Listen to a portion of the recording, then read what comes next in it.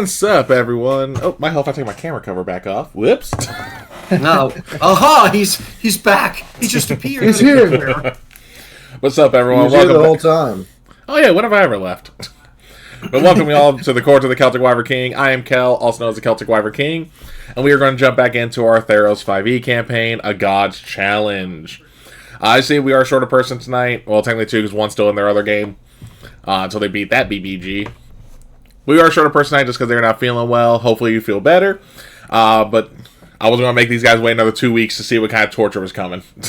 Oh, no. But we're going to go ahead and go around and say who you are, who you play, and what's going on through your character's mind at this point, as you all are currently in front of the entire pantheon of Theros' gods. Will.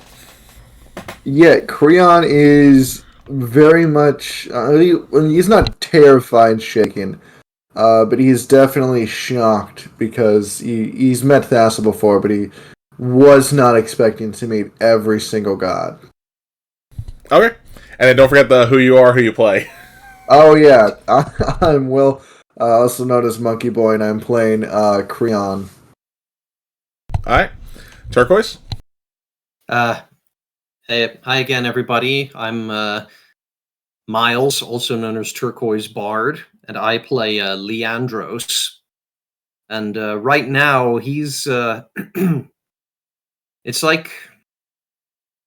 I suppose it's like when you get to see a bunch of celebrities that you've heard of and admire just times 1,000, because he's kind of gotten visions from he's gotten a few signs from Ifara here and there, but he's never been like Creon, he's never seen the gods face to face, so he's just totally in awe right now.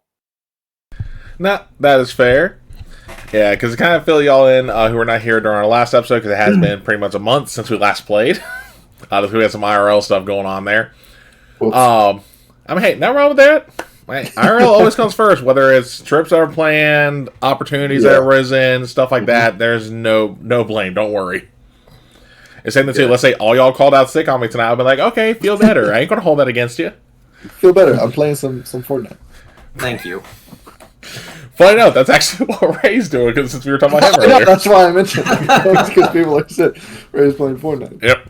But the kind of feeling, so Colette, who is our missing player, Leandros and Creon all received visions in some form or fashion from their god. One essentially being called on to be a champion for them, and to go to a certain point. And it was very vague. For Creon, his vision was he was on a ship in a storm, much like when he first met, was essentially given signs by Thassus going hey, go east.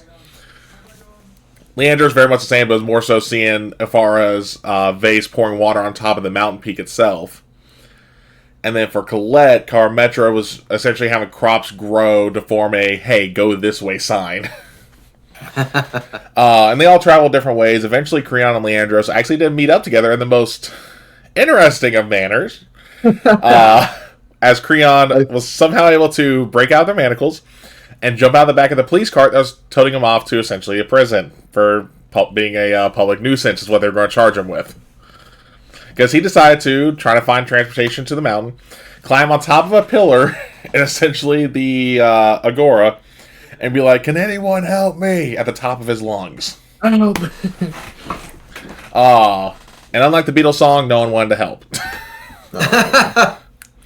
But it jumped out, and lo and behold, there was Leandros playing in a market, trying to get some coin to make it easier to travel. That reminds me. Did I put down how much coin I got? I don't know. Did you? And I guess so. I'm 7 gold. I think that's higher than I start. Yeah, that sounds about right. And then we spent it because we bought the wagon. Oh yeah, that's right. Yep, with the donkey pulling it. Yeah, Jack the donkey. Our amazing steed. Yep. Yes. But eventually, after they got to a certain point, all three of them from their respective places essentially got yoinked to Nykthos. Which Nykthos, for those who don't know Theros, think of it like pre-Olympus is probably the best way to describe it. It's like being at the gates of Olympus, because essentially it's a temple on top of the one of the mountains in the Oriented Mountain Range. And there is a shrine dedicated to each of the gods of Theros. And is then, like I said, they all got a blinding light, and each of the gods appeared above their shrine. And that's where we're going to pick up. But real quick, just some housekeeping as well. One, if you like the content, if you haven't hit follow, make sure to hit that follow button. If you also like what you see, you can also subscribe. And if you have Twitch Prime, you do get 1 free sub a month. If you give it to me, cool. If not, hey, at least you know what to do with it for anyone you do want to give it to. Ooh, sorry, I got no caffeine in me. But then if you do follow, you do earn channel points. Those points can be all sorts of things, like make a self-care, like drink water or drink whatever we have handy. Stretch, posture check, but it can also impact the game. For instance, let's say I have Leandros here roll a intimidation check, and let's say they roll, just a few points shy of making the DC. You can redeem a Bard's Tune and essentially give them the effect of the Bless spell, where they get to roll a d4 and add to the roll to help them out. You can also, for much higher points, for obvious reasons, if I roll a crit as I'm about to smack one of them in the face, you can make me re-roll. That is just for viewers, not for players. Because players could definitely abuse that. I've seen it. Not that y'all would, but it's better safe than sorry. The other part is, as of today, literally about 20 minutes before we actually started streaming tonight, we have... Hold on, I gotta open the window back up. Unveiled our brand new merch store. As this site is a lot more friendly than Streamlabs merch site. Plus, it also has cool appearances, all sorts of different stuff. Like on Streamlabs, I couldn't do a fucking flag. You can actually buy a flag through this merch store. But we got all sorts of cool stuff. Right now, most of it is geared as just general merch for the channel. But as we start playing these games more and more, there will be product that will be based on the games. For instance, you can also get a embroidered patch to put on like your jacket or your vest or whatever for my Stargate game, which features the team Phoenix 5. And if you do subscribe to Twitch, you do get a discount on the merch. And I also did put a thing in there for free shipping if you get over a certain amount, because we all know shipping can be a pain in the ass fee-wise. How many times have any of us try to order something and it's like, oh, wait, those fees are killing me.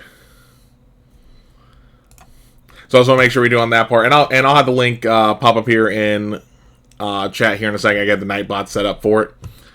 But with that, let's go ahead and pick up where we were. So all y'all are in different forms of bowing. So you got Colette, character name, literally just fell down, just covering their face, just because they were in the All of the Gods.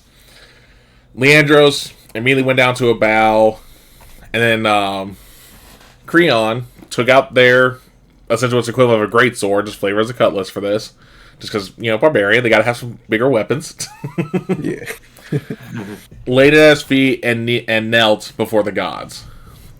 And it kind of give you an idea, for those who don't know what these guys look like. Let me get here. Was there fan art? Nice. No. But, and actually, because I'm just going to pull the image up I have from merch real quick to show the image again. So we got Athreos, god of the dead, or not god of the dead, sorry, god of essentially the crossing. So he's like he would be the equivalent of like Karen from Greek lore, helping those cross over into the underworld. It's a very, skeletal figure, face covered with a cloth on that part. Oh, not scrolling down. Next tab. We got Afara, who looks like a giant marble statue holding a vase with water pouring out. Erebos, that's the god of the dead. Because I almost got the two mixed up. Again, this very just corpse-like appearance, kind of like Erebos, with two horns coming out the side of his head. For instance, Vecna, if he was Greek, it would be a great way of describing his appearance. Vecna, if he was Greek. Am I wrong? Look at that image. No. I don't have the Twitch chip, and I've, for those, I probably, I have the pictures. Yeah, you got the book, guys, so you know what I'm saying. Yeah. Excuse me. Then we got Heliod, who is god of the sun. He would be like the equivalent of Zeus for this lore. Minus the debauchery. No, for a second, all I could see was Jamie Jones. Because I'm watching stream. Yeah. Yeah. Yeah, it's just they're giving credit to who actually did the drawing. Okay. But yeah, Possessor like, he literally looks like just the pinnacle of health. Strong hair, beard, the works. Then we got Erois, who is one of the gods of war, though he is more so on the victory side rather than the war itself. Who is essentially a centaur, still clad in armor. Karametra, very simple in terms of appearance and outfit, hair like vines, because again, they're a harvest god. You got, excuse me, Kyranos, which literally looks like the sky itself, just because he is a god of storms, so. Then we got Klothys, who is technically an older god, but also a newer god, because they disappeared from Theros for a bit, and they came back after the stuff that happened in the most recent Theros block of the Magic the Gathering card set. Then we got Kruphix, God of Horizons. Literally looks like you're staring into Nykthos itself. Or not Nykthos, sorry, but the Nyx. Mogis, Erois' twin brother. The other god of war, though he is more on the actual war itself and blood and the bloodshed from it. Nylea, the Huntress. Farika. And again, you see them all standing there, very imposing. And you got Thassa, definitely being all menacing there with all the octopi there. Or not octopi, but you know what I mean. Yeah. And let me go ahead and hide The that. tentacles. Yep. No. So, with that, are y'all keeping your heads down, or do any of y'all try and lift your head up and look? Good. Well, he'll lift his head up and look towards Thassa. All right. Yeah. And Leandros is kind of his gaze is drawn to Afara, but kind of he kind of his eyes keep kind of flickering from her to the floor, as if he's not sure if he should be looking at her or not. Oh, so kind of looking at her like this, where it's you can your head's still down. Yeah. Okay. So, and then Colette, they're just keeping their head down the whole this whole time because they're just like, okay, what am I supposed to do? I mean, we got the gods here. Oh crap. But Creon, with you having your head up, and whenever you have your eyes look up, Leandros, you will see Karametra, Thassa, Afara, Klothys, and Heliod, as they all seem to shrink down to what would be essentially a normal size. Well, I wouldn't say normal size. They would essentially shrink down to what would be the equivalent of a huge creature. Okay. So they're still very imposing, but you're not having to crane your neck up like this just to look at them. Oh. Okay. Because they're not gonna stoop to y'all's level, but they'll at least start stooping down more than mortal levels. Okay. And you're just gonna see Heliod. Well, Creon will see it. Leandros probably not so much because you said you're just mainly looking more toward Afar, and because you're just looking this way, it's not really in your peripheral. Yeah. Although I think I might bring my head up a little bit when I see these particular ones kind of shrink down a bit. Okay, yeah. Well, I mean, if you have your head up, then you'll see Heliod will actually motion for you all to stand. I do so. Yeah, I'll stand up. All right. So as you two stand, when you look over, you see Colette hasn't stood up yet. They're still very much on the ground. And it is then that Karametra will actually kind of disappear. It's almost like a billowing of leaves. They circle Colette, and then she disappears too. Huh.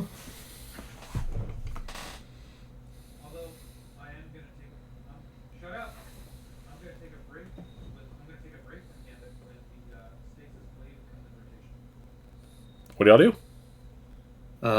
Just looking around. Okay.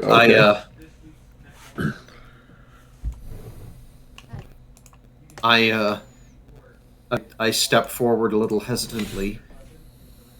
I oh oh oh mighty gods, we are humbled to be in your presence. What what purpose for what purpose did you call us here? If I humbly beg of you.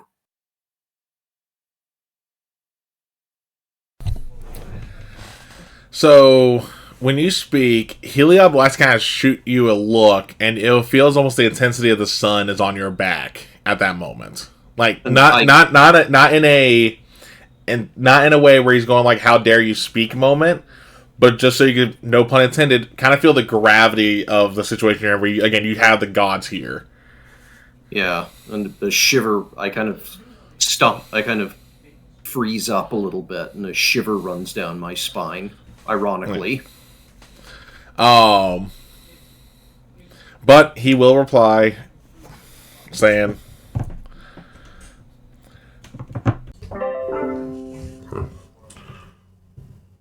"There has been an uneasiness in Theros. We have summoned you to discover it."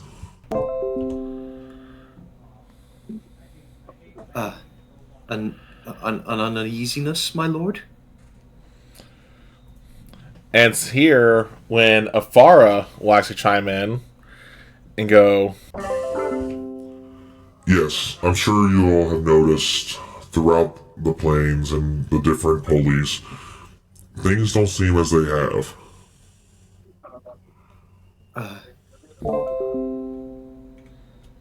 I look over at Creon, like if he see if he has, if this rings a bell for him.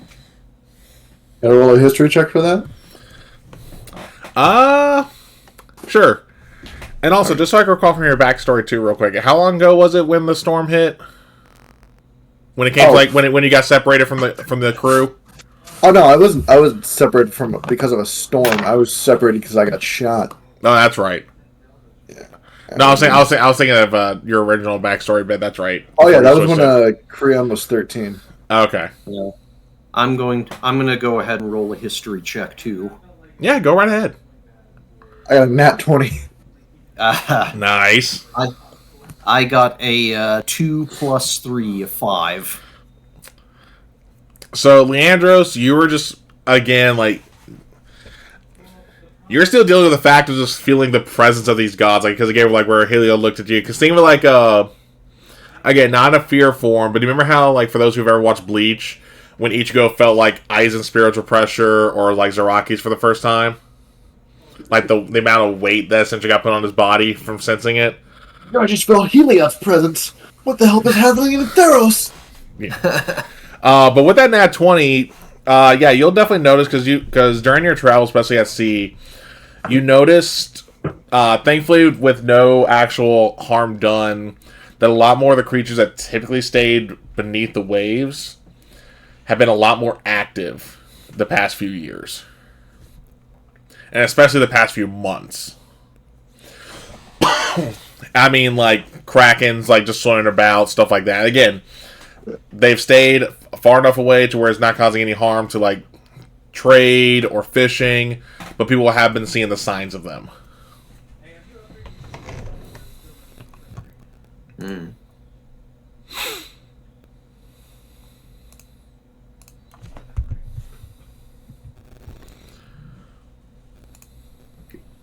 Leandros, I guess, is he searches his memory for a little bit, and he stammers out, I am afraid I have been somewhat deep in study these past few years. What do you speak? Heliod will chime back in this time and goes, "If we had the answer, do you think we would muted? If we had the answers, do you think we would call upon you to find them for us?" Oh no! I forgive my forgive my presumptuousness. I was merely I was merely seeking to deepen my own understanding. We believe there's some force attempting to manipulate the plane and somehow take control of Nyx itself.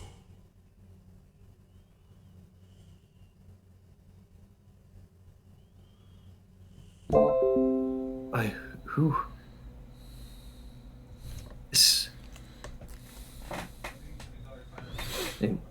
Leandros is just kind of caught off guard by that information. Who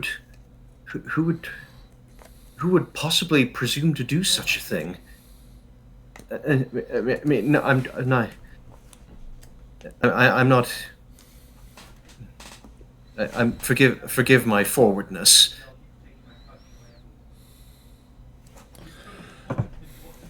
I'll say, yeah, it'll be Hila again. So Hila will again chime in and just goes, That is for you to discover and to tell us as soon as you have an answer, so that we may deal with this hindrance.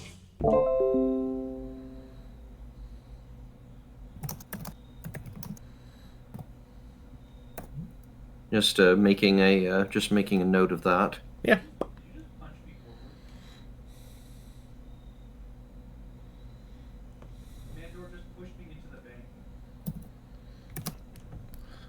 Alright, so what does Creon make of this information? Sort of. He's gonna look towards Thastra and just be like try and get a little sidebar with her real quick.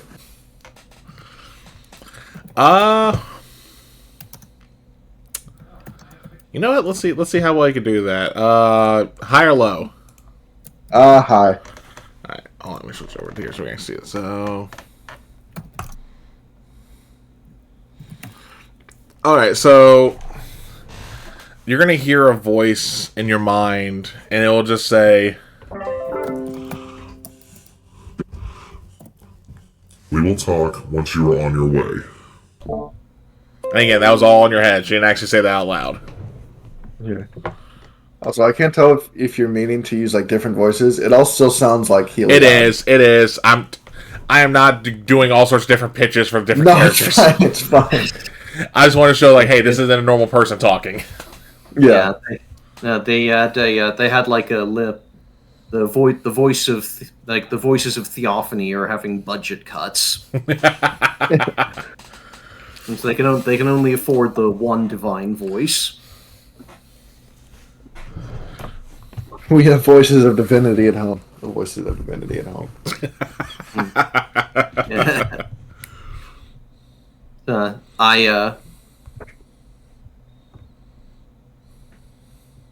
then Leandros has kind of overcome some of the awe and nervousness he feels, and he looks towards Ifara, and he says, "Of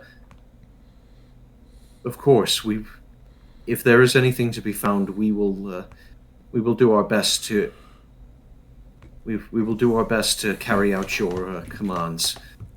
But I am but a humble student of the Decatia. What could I possibly do to what could possibly make me worthy of being chosen by such as you?" And Afar will turn to you and just go, It is not your place to determine your worth. Your worth already has a value. And as for being a humble student, there is a plan.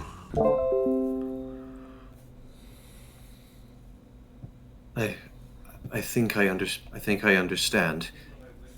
Thank you, my lady. Where should we where shall we start our search? Well, and this will be Helon who says this part. well, first your companion must rejoin you, but seeing something has befallen them. And he is referring to Colette, where they did not stand back, get up and all that. That's why Carmack was kind of out in a rush with her. But to ensure that you'll be ready for the trials ahead, you must seek a hero of old. You will know him when you see him. Oh.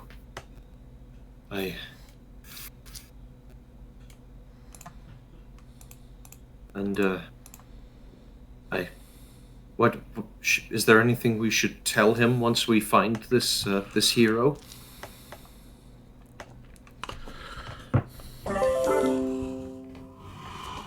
Just that he is to settle his debt with us.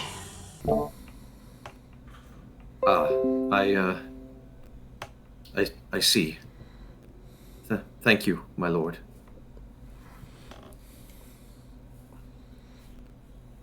All right, Creon, you doing anything still at this point, or? Yeah, well, after getting refused the sidebar. Well, it wasn't refused. It said you can get it. It's not going to be immediate. We're gonna set it off the side. Oh, hold on. Really, no. I guess he would chime up and he would speak. But exactly when do you want us to head out? As soon as you say that, the same white light that overtook y'all, that brought you here, overtakes you again, and you are now back in the wilderness. Huh. Well, at least they're straightforward with it this time. Oh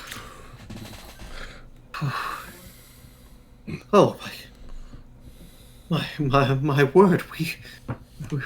We were actually in the presence of the gods. The gods spoke. They spoke to us in person. Did you realize how momentous this is? Rihanna's going to turn to you and put his hand on your shoulder. He's going to say, "First time." Well, yes. I had seen the odd sign here and there, but to stand before the deities themselves, to be entrusted with a task personally by them, I'd hardly even dreamed of that I would be found worthy to in this way. Yeah, well, it is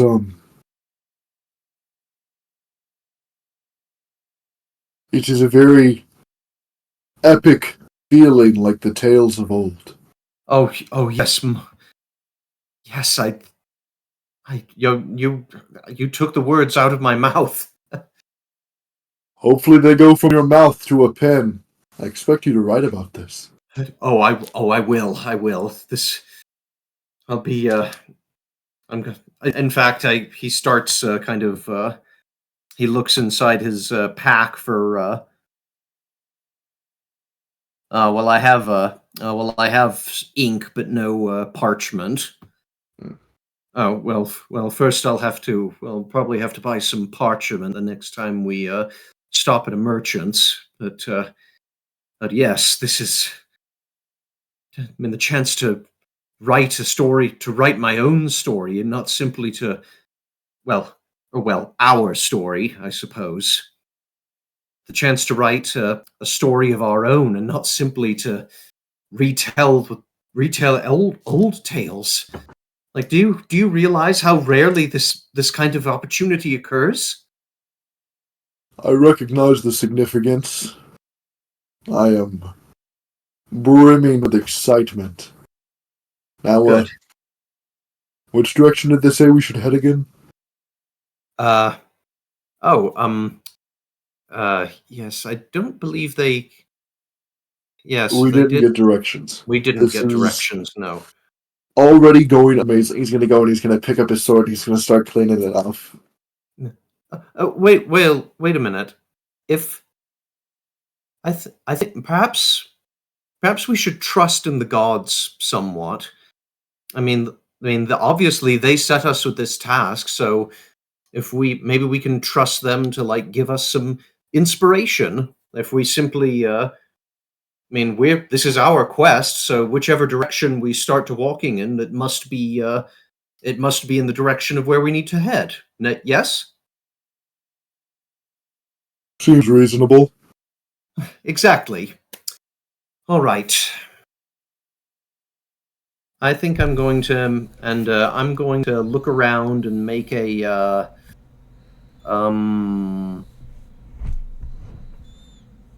perception check. I think, just to kind of see if I can get a little bit of inspiration about which direction we should go in. Yeah. That's 6 plus 3, 9. You were still just awestruck from the fact you had the entire pantheon before you. Yeah. Like, you're looking around and you were just overthinking it and being like, wait, that could be a sign, that could be a sign, that could be a sign, that could be a sign. Yes. Oh, wait. Priam's going to tap you on the shoulder. So maybe I'll be back in a moment. And he's going to just walk off to a secluded part of the woods. Yes, of course. I'm just, I'll wait here and just, inspiration will strike, just you see. Oh, the light from that, the way the light goes from the branches, could that... Priam is gonna kneel down and he's gonna start trying to talk to Thassa. Yeah, so because you're able to get into a small little bit of secluded woods. You kneel down, and when you essentially go to meditate, kind of like you did before when you were trying to call on her in the past. You're back on the same ship. The waters are calm this time. It's not the same storm you've had in the past few visions. And there is Thassa standing before you, still size huge. So if it wasn't a dream, this ship would probably be down a few more feet in the water. Great Thassa, thank you for heeding my call. It would not be wise for me to ignore one so devout. I appreciate that. Now I have a rather important question. You say this person is hiding from you. Is there a specific reason they remain unknown? For what they attempt to do, if they were to be found, let's just say, the storms you have seen me create on these waters would be child's play to what we would be doing to them. I see.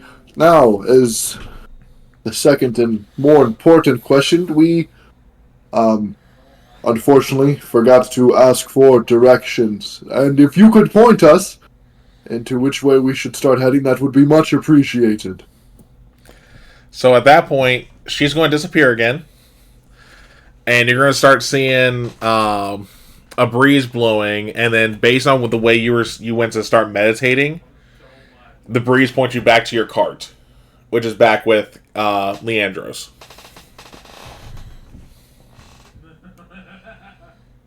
Alright then, he's going to walk back to the cart. Yeah, and then since you're walking towards the cart, go ahead and give me a perception check. And Leandro, it's been a few minutes. Go ahead and roll me another one, too, to see if you finally spot something. Okay.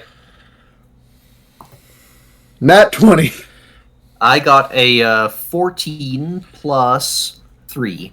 17. Yeah. So you both immediately notice it. Creon, you notice it before Leandros because the sun was hitting it just right from a distance. But in the cart where the driver would sit, there is a golden mask. And when you see this mask, you know it is obviously a funerary mask that is normally worn by the Reborn. Much like the one that Phoenix was wearing. I believe we found your inspiration. Then I pick up the mask and I kind of turn it over in my hands, start looking at it. Yeah, so as soon as you flip it over, because you said you were turning it over, like as you were inspecting it, right? Yeah. You're going to notice writing on it. Oh! What languages do y'all have? I have, I speak, I understand Common, Leonin, Primordial, and Sylvan. Okay. Double check. Yeah.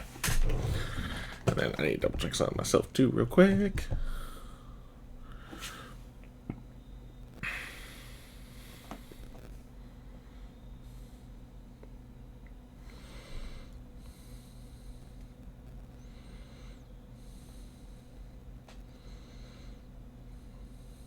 Okay, cool. Alright, so which one's... Does not say, so I'm just going to say common. As a, you were a Leonin, right? Yeah. So let me double check.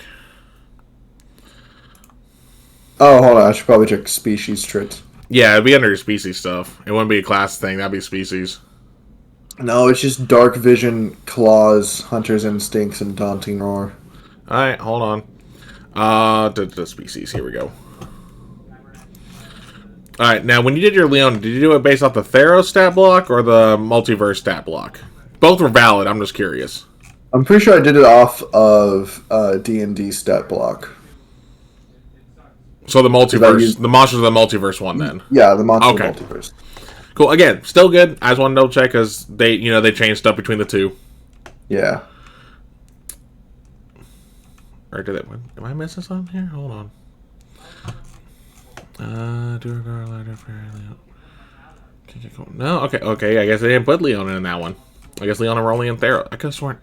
Yeah, no, that's right. Tabaxi got mixed for us. No, it would have been just a Theros book. Cool. Sorry, I got Tabaxis mixed up there. Okay, languages. So it's common and Leonin, and then what? Your background was Sailor, right? Yes. I don't think Sailor gives you additional languages. But just to double check, player's handbook. Not the player's handbook I need.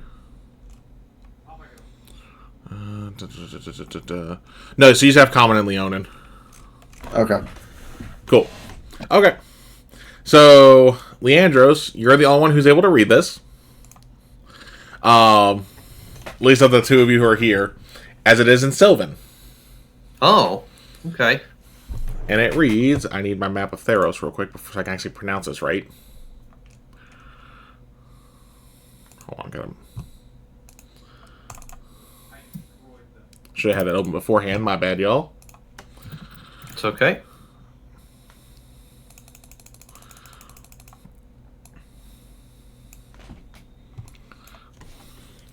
Because, yeah, but on the mask it will read, and to the east, yeah.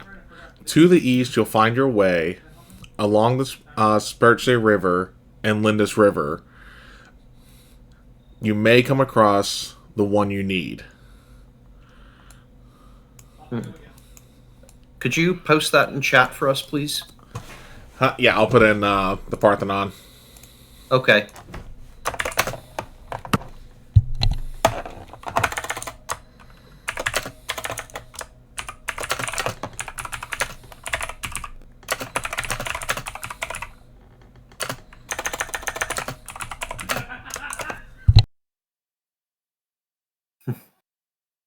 And to think all this happened because Creon was smart enough to just call and ask for directions. Gotta double check data maps. Yeah. Get like a trip printout. Yep. Alright, it's posted. Okay, thank you. Yeah, sorry y'all for the cameras getting a little, not showing the right bit there since I changed channels. I forgot the Discord likes to be stupid about that. Yeah.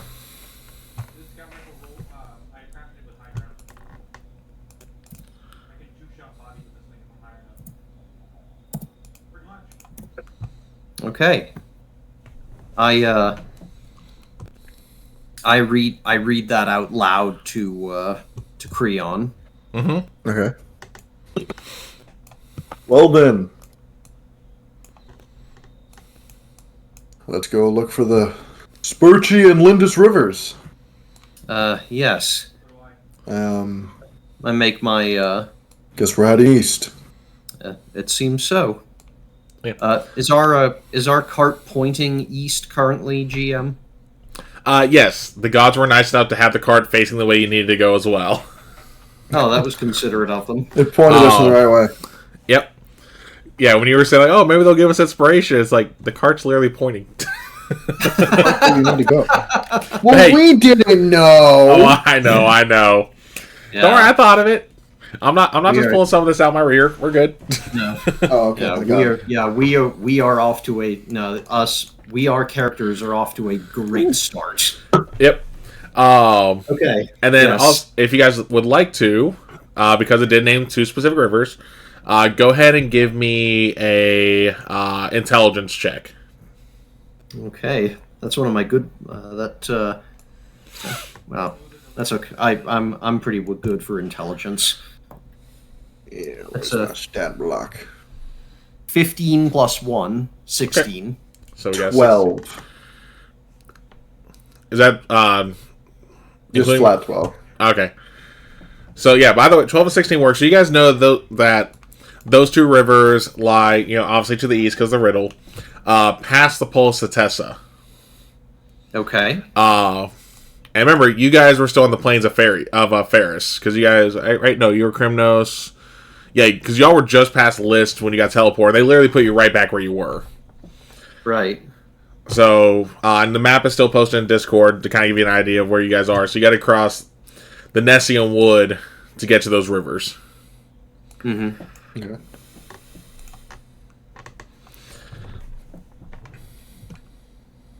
So All right, I guess we better get stepping.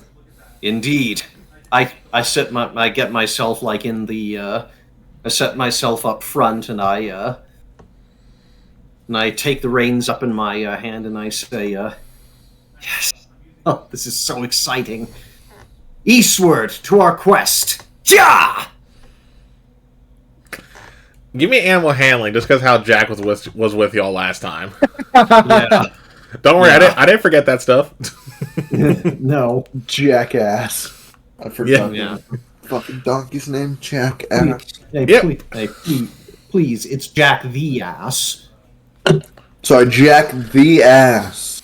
Yeah, he worked hard for that title. He went, damn it, I worked hard to be called Jack the Ass. Yeah, that's a 9 plus 1, 10. So Jack isn't going to start moving as fast as you want him to, but he'll at least, like, when you go, yeah, he'll just start trotting.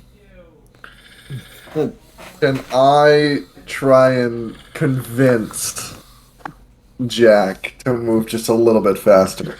How are you going to do this? Claws and roars. I'm trying to scare the shit out of him. Oh boy. Okay, give me intimidation. And I had a +2 in animal handling. No, that's it. Now you're trying to scare him, so this is intimidation. Oh, fuck. Yeah. Where's my intimidation? Oh, shit. Okay. That's why I was asking, how are you doing this? 18! 18? Yeah. Alright, and then minus... Well, what's your... It was 19 minus 1. Okay. Oh, because you got proficiency in intimidation. That's right. I was trying to...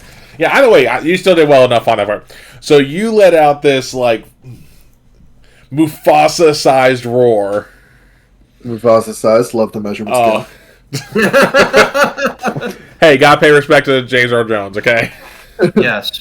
Damn it, Jack, I need you to Mufasa.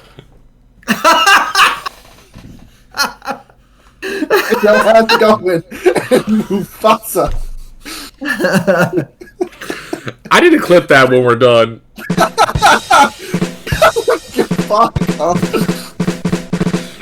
And also, dang it, Miles, you beat me to the punch. I had that button on my stream deck for the rim shot. Alright, hold off on the sound alert, y'all. Oh. I was done. Okay. Well, yeah. Now, with this, though, he is going to start booking it. Real quick. Were you standing or sitting when you did this? I was standing, but I'll say I grabbed the cart with because I had the claws out. I'm assuming you're already in the cart. I just didn't know if you were standing or sitting. You were on the cart already, I assumed. I'm standing. All right, give me a dexterity save. All right.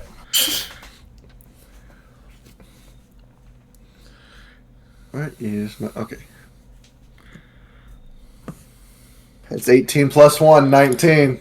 Yeah, so because you were up front with Leandros, as Jackson starts booking it, like you almost fall back, but like you said, you already had claws out, so you're able to kind of like grip the back part of the seat and bring yourself back down to sit. And Leandros is just like covering his ear. Actually, yeah, Sorry, but I needed Jack the ass here to Mufasa. Yes, could you give me a warning next time you decide to do that, please? Of course, my apologies. I promise I will. Yes, thank you. Alright. But yeah, so you guys start... off to a marvelous start. Yep. Now, question. Since you guys are going to be going close to Successor, do you guys want to make a pit stop in there, or are you guys going to just try and blow past it? Like, what y'all's plan? Wait, we're going past where? Setessa. Stop in Setessa, why not? You need parchment. We might need supplies. Oh, yeah, that's right. Yeah, maybe like a few of the basics. See if we can Alright. So you're going to go more scavenge directly some supplies. east than southeast. Cool. Yeah. Scavenge. Yeah. We're gonna. Yeah, maybe we'll get chased out of this city too. Oh, no, I shouldn't say that. Jinx it. He's already knowing what he's going to do to us. Oh, we're fucked. I mean, only one of y'all got chased out, technically. Yeah. Well, I wasn't even chased out. I was escorted out. Yeah, see? Unwillingly. You'll be fine.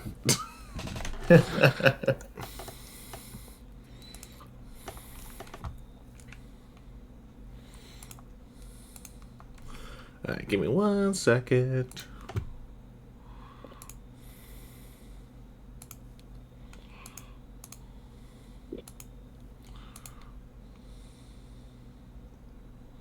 Oh, seriously, that's still gonna be the... Okay. Never mind that idea, then. Okay, no, I just had an idea for something to do, but I was like, nah, that would definitely probably kill y'all. Let's not do that. Okay. Hey, I had to look it up. To make sure. Okay. Even if it was all three of y'all, someone would have died. Is it Fireball? What happens to us? Oh, so as you guys enter the city, you notice this weird circle. Some might say it gives you a deathly feeling. No, it was not going to be that. Circle him down, circle him down, circle him down. No, that gives me an idea for a future one shot, though. Anyway, but yeah, no. So you guys end up traveling, because it was already like midday by the time you guys got essentially yeeted back from Nykthos. So you guys you're able to get some distance after scaring the shit out of Jack.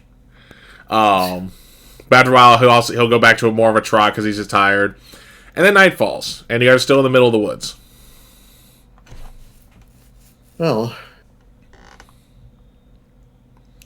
Oh, this is somehow I thought we would. Don't know why I thought we would be there yet. Oh well. I suppose we should might as well just make camp for the night. No harm in that. Yeah. Whoa! I will go get us some firewood. And I pull back on the reins, just like slowly bringing Jack to a stop. Oh, he has no problem stopping. He is exhausted. Grant's gonna hop off and start immediately looking for firewood before it gets too dark. Okay, go ahead and give me a survival check. Okay. I'm going to. I'm gonna lay out my. I'm gonna lay out 5. my bedroll. Oh. You said you're laying out your bedroll? Yeah. Okay. Yeah, so Creon, with that 5, you do end up finding some wood for a fire, except it's all still damp. Like, So, you literally find not a single piece of dry wood. So, not the best, but at least we will have something to make camp in the morning. Oh. If not, bring it with us for future. Let me, lay out a few of those pieces of wood here. I want to try something. All right, start laying them out. Yeah, and I try to gather. I put a ring of stones around it, like I've heard people do. Yeah, like when you're building a fire. Yeah. Yeah, and then I and then I kind of I concentrate on the fire, and I take out my lyre, and I just gently pluck a string on it, and I cast Prestidigitation. Okay. And, yeah, one of the things is that I What's can Prestidigitation do again? I can it does a lot of things, but the one I'm hoping for is you instantaneously light or snuff out a candle, a torch, or a small campfire. Okay. So I'm curious about Leandros' past here on that part, because the way you described that, where you said you're kind of concentrating. How proficient is he with magic then, or is he still like very like, is he good on the theory and not the practice of it, or? I mean, he's learned. I mean, he's still. Mechanically speaking, he's still at level 1. I'd say. I'd say he's gotten. He has a lot of the basics of magic down pat. Okay. So, like he's learned to cast some spells, but he's not like a master bard yet. Well, yeah, no, I just didn't know, because the way it sounded there is like, I didn't know, like, had he tried casting this in the past or not type deal. But no, if he's on the basics, then he would have this spell down pat. Nothing. Yeah, I mean, he wasn't. Yeah, I mean, he has this one down pat. He just wasn't sure. He just wasn't. He was a little hesitant. He wasn't sure if it would work on this particular fire. Yeah, no, I gotcha. He's never tried it on, like. He's never tried it outside of a controlled environment, you might say. Well, I will say it is wet wood, so what we'll do is we're going to roll percentile here. Okay. High or low?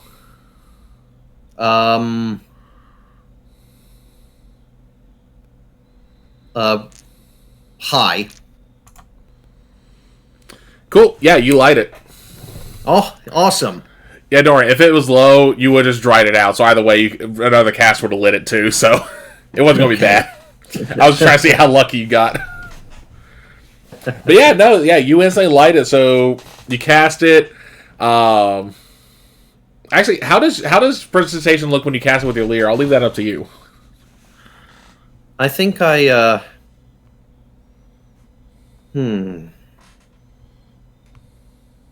think well, maybe like I pluck a string on the lyre to get it just to kind of start a little resonance, and then with the finger I just kind of gesture in the direction. With the same finger I used to pluck the string with, I just gesture in the direction of the fire. Okay. Yeah, so with that, so you actually see like the musical notes kind of like hover as they essentially kindle and light. Yeah, that's right. I kind of it's almost like I carry the musical notes with me and like blow them towards just push them toward the fire almost. No, that definitely works. So yeah, so y'all got a fire. Nice. You're welcome. You did a good job, Magic Man. Thank you. You must teach me that trick one day. You did it with your guitar type thing. Leandros is just kind of totally at a loss for words for a second. I know you did it with magic, but not stupid. I just mean the jumping from the magical instrument to the fire was really cool. A guitar. Yes, your lyre guitar type instrument. Yes. Well, that wooden thing with string. It's a lie. It's a liar. You had it right that one time. No, I'm telling the truth.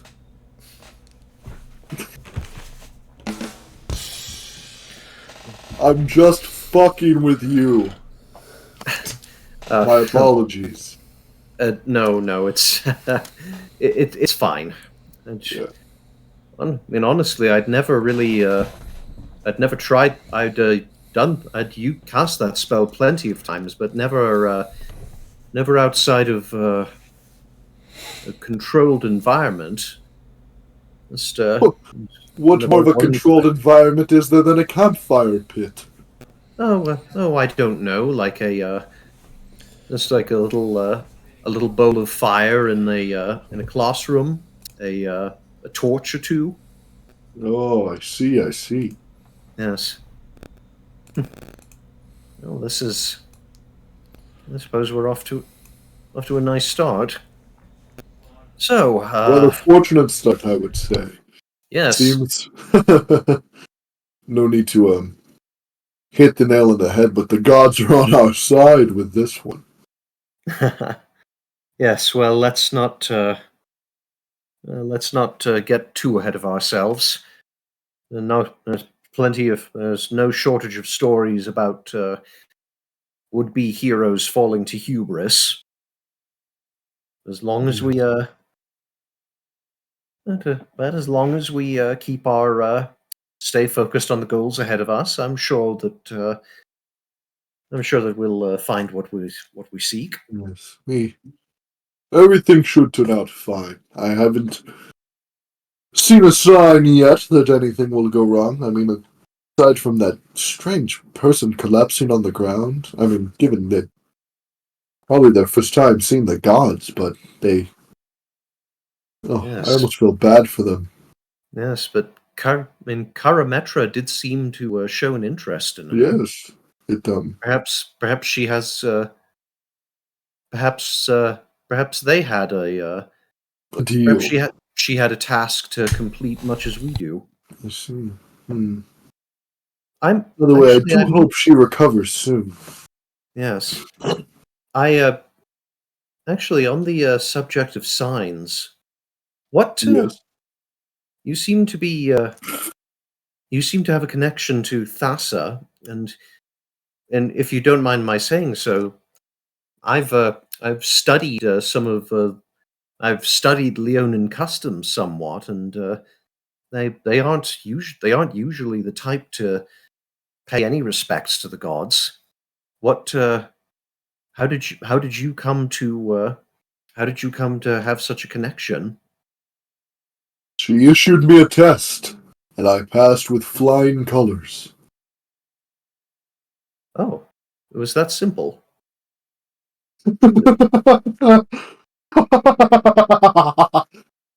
Oh.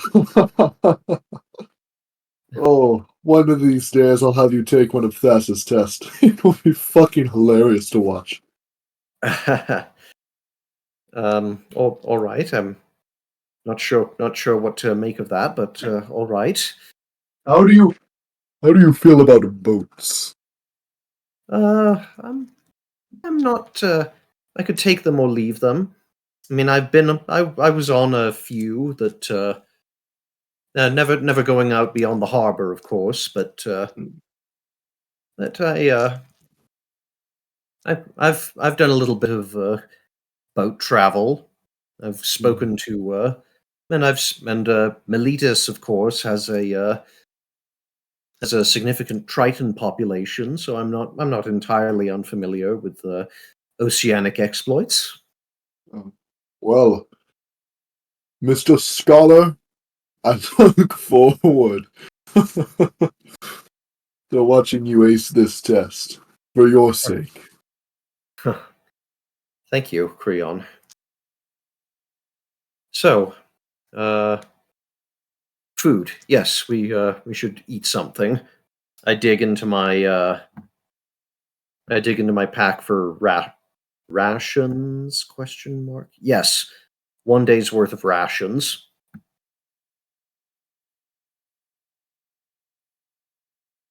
Creon's not getting anything. He didn't pack anything, and there was no time to go hunting for anything. I have I have five rations here. I'll take 2 of them out and hand 1 pack to Creon. Okay.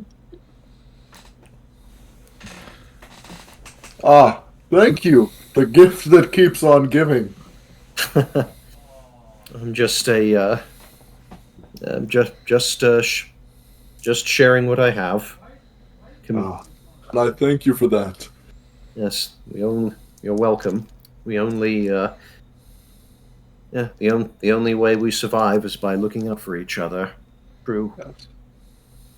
And on that note, Crayon's gonna reach into his bag and just pull out the bottle of rum he brought with him. What's that? Oh. This will clean all the hair off your face in an instant. I As he don't pops have, the but I don't have any hair on my face. Then it will grow hair on your face. Oh, It is- all right. All right.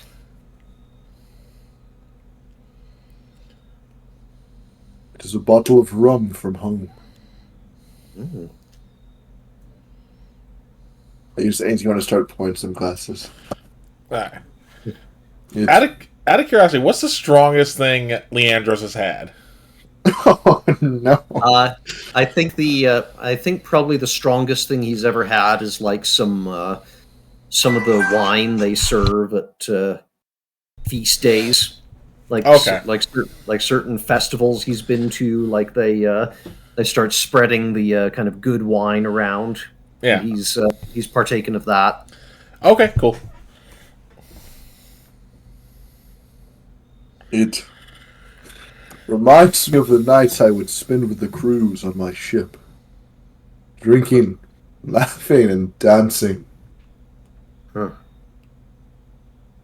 But Sounds for wild. now, it seems I have a new crew, at least crewmate. So Oh, here, thank you. to whatever Here, here. faces us tomorrow. May we embrace it with open arms. And he's gonna just throw it back. This I start taking a bit of a sip of it, like a big sip. Yeah, so as soon as this stuff hits your tongue, Dexterity Like- saving throw. no, don't worry. That's the one time you start doing saves because of drinks. If you do anything past your Constitution modifier, and then I start making you roll DCs. Okay. So one drink ain't gonna hurt you Okay. unless you have a neg 2. Then then there's a problem. Negative. Hey, wizards, dude. Oh wait, is No, I'm a a bard.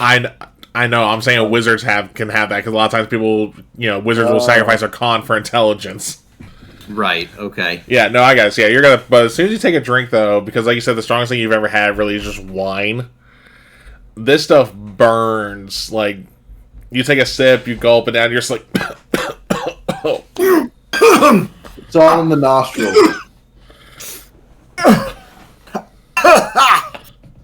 Oh, Oh, Father's mercy! You drink this stuff? it's delicious. As he starts to pour himself another glass.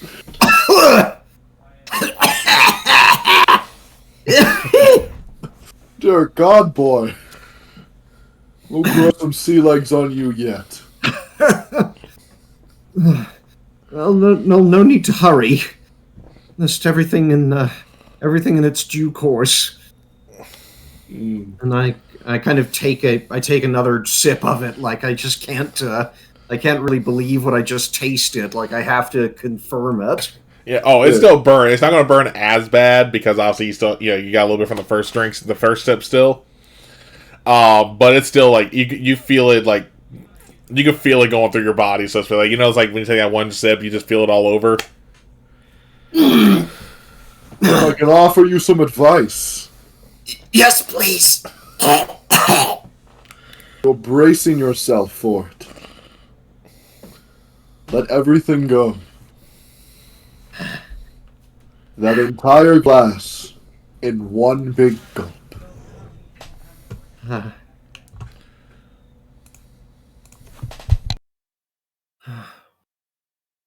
All right then. Don't be afraid of it. And I just a little throw it rum. back. Yeah! Crane just starts clapping. And again, it burns. Like it's a smooth burn, but it still burns. Yeah, he's had at least 2 shots by now. It's going down a little smoother. Ugh.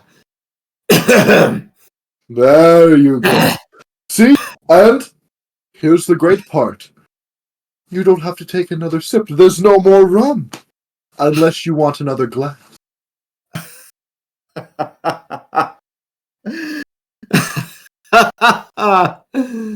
Oh God, you are such a character, Creon, and I mean that I mean that as a compliment. Oh, I thank you. You are quite the individual yourself, Scholar Magic Man. Well, wait until you've been on the road with me a few days. I can get it's one of those like if I can tell you of a few study sessions I've had where things really got wild. Study sessions. I mean, none really come to mind right now. Like maybe once this, I think there's a bit too much of the fire, you know. Too much rum. Oh, laughable motion. What's the difference?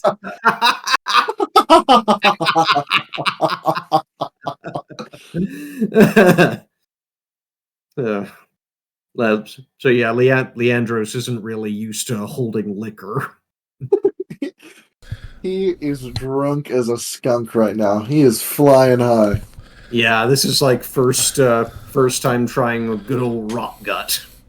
I'll say, if you want to make it where he actually is drunk, go ahead and give me a Constitution saving throw. Okay. Bro. I misspoke. That's a that's a 4 plus 2, a 6. Oh yeah, you're plastered. Like, let me put it this way: you're about as plastered as Elizabeth was in Black Pearl when they were on the island. Oh, okay.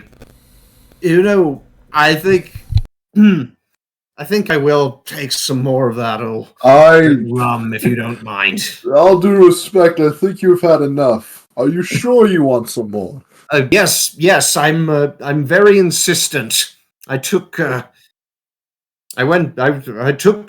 classes in rhetoric. You'll know when I'm drinking classes. Only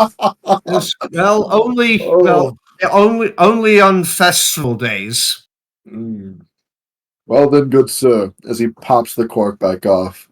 Welcome to the exam of a lifetime. As he pours the glass all the way to the top.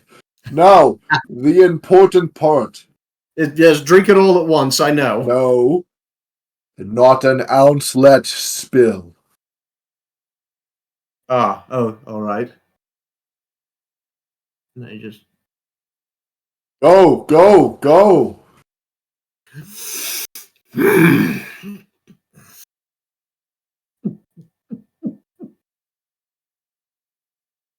Should I make another con save? Hold it. You're muted Yeah, again. give me a con save. Okay. That's a 12 plus 2. 14.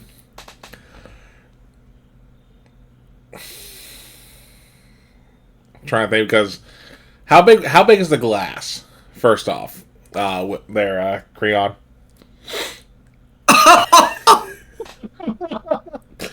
Okay, so Ron is 6'3" and 280 pounds. He's drinking. Okay, so because I didn't realize it was that big of a glass, we're gonna make that con save a disadvantage. So roll it again for me. Okay. I should have specified. Yes, you should have. Oh, poor Leandros. The bigger the glasses. That's a 4 total.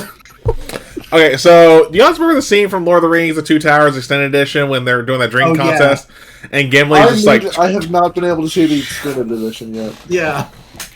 You mean when Gimli falls over? Yes. Yeah. That's Leandros now. You just fallen right off into your bedroll. Yeah. Actually, I think. I mean, since I rolled a little higher originally, I'll flavor it. Yeah, go ahead then. I just kind of bring the glass down and just like set it on the ground and like, what do you? I suppose So I'm pretty brave now, wouldn't you say? Oh, I'd say you're. Oh, dude. Oh, dear. Yeah, just kind of go rigid as soon as I say that, and just like timber. Yeah, but you land right in your bedroll, so Right on my bedroll, and like out like a light. You are quite the character, Leandros. I will see you tomorrow. Iskarad just makes himself a third class. What's your con modifier, by the way, Creon? Constitution? Yeah, your modifier. +2.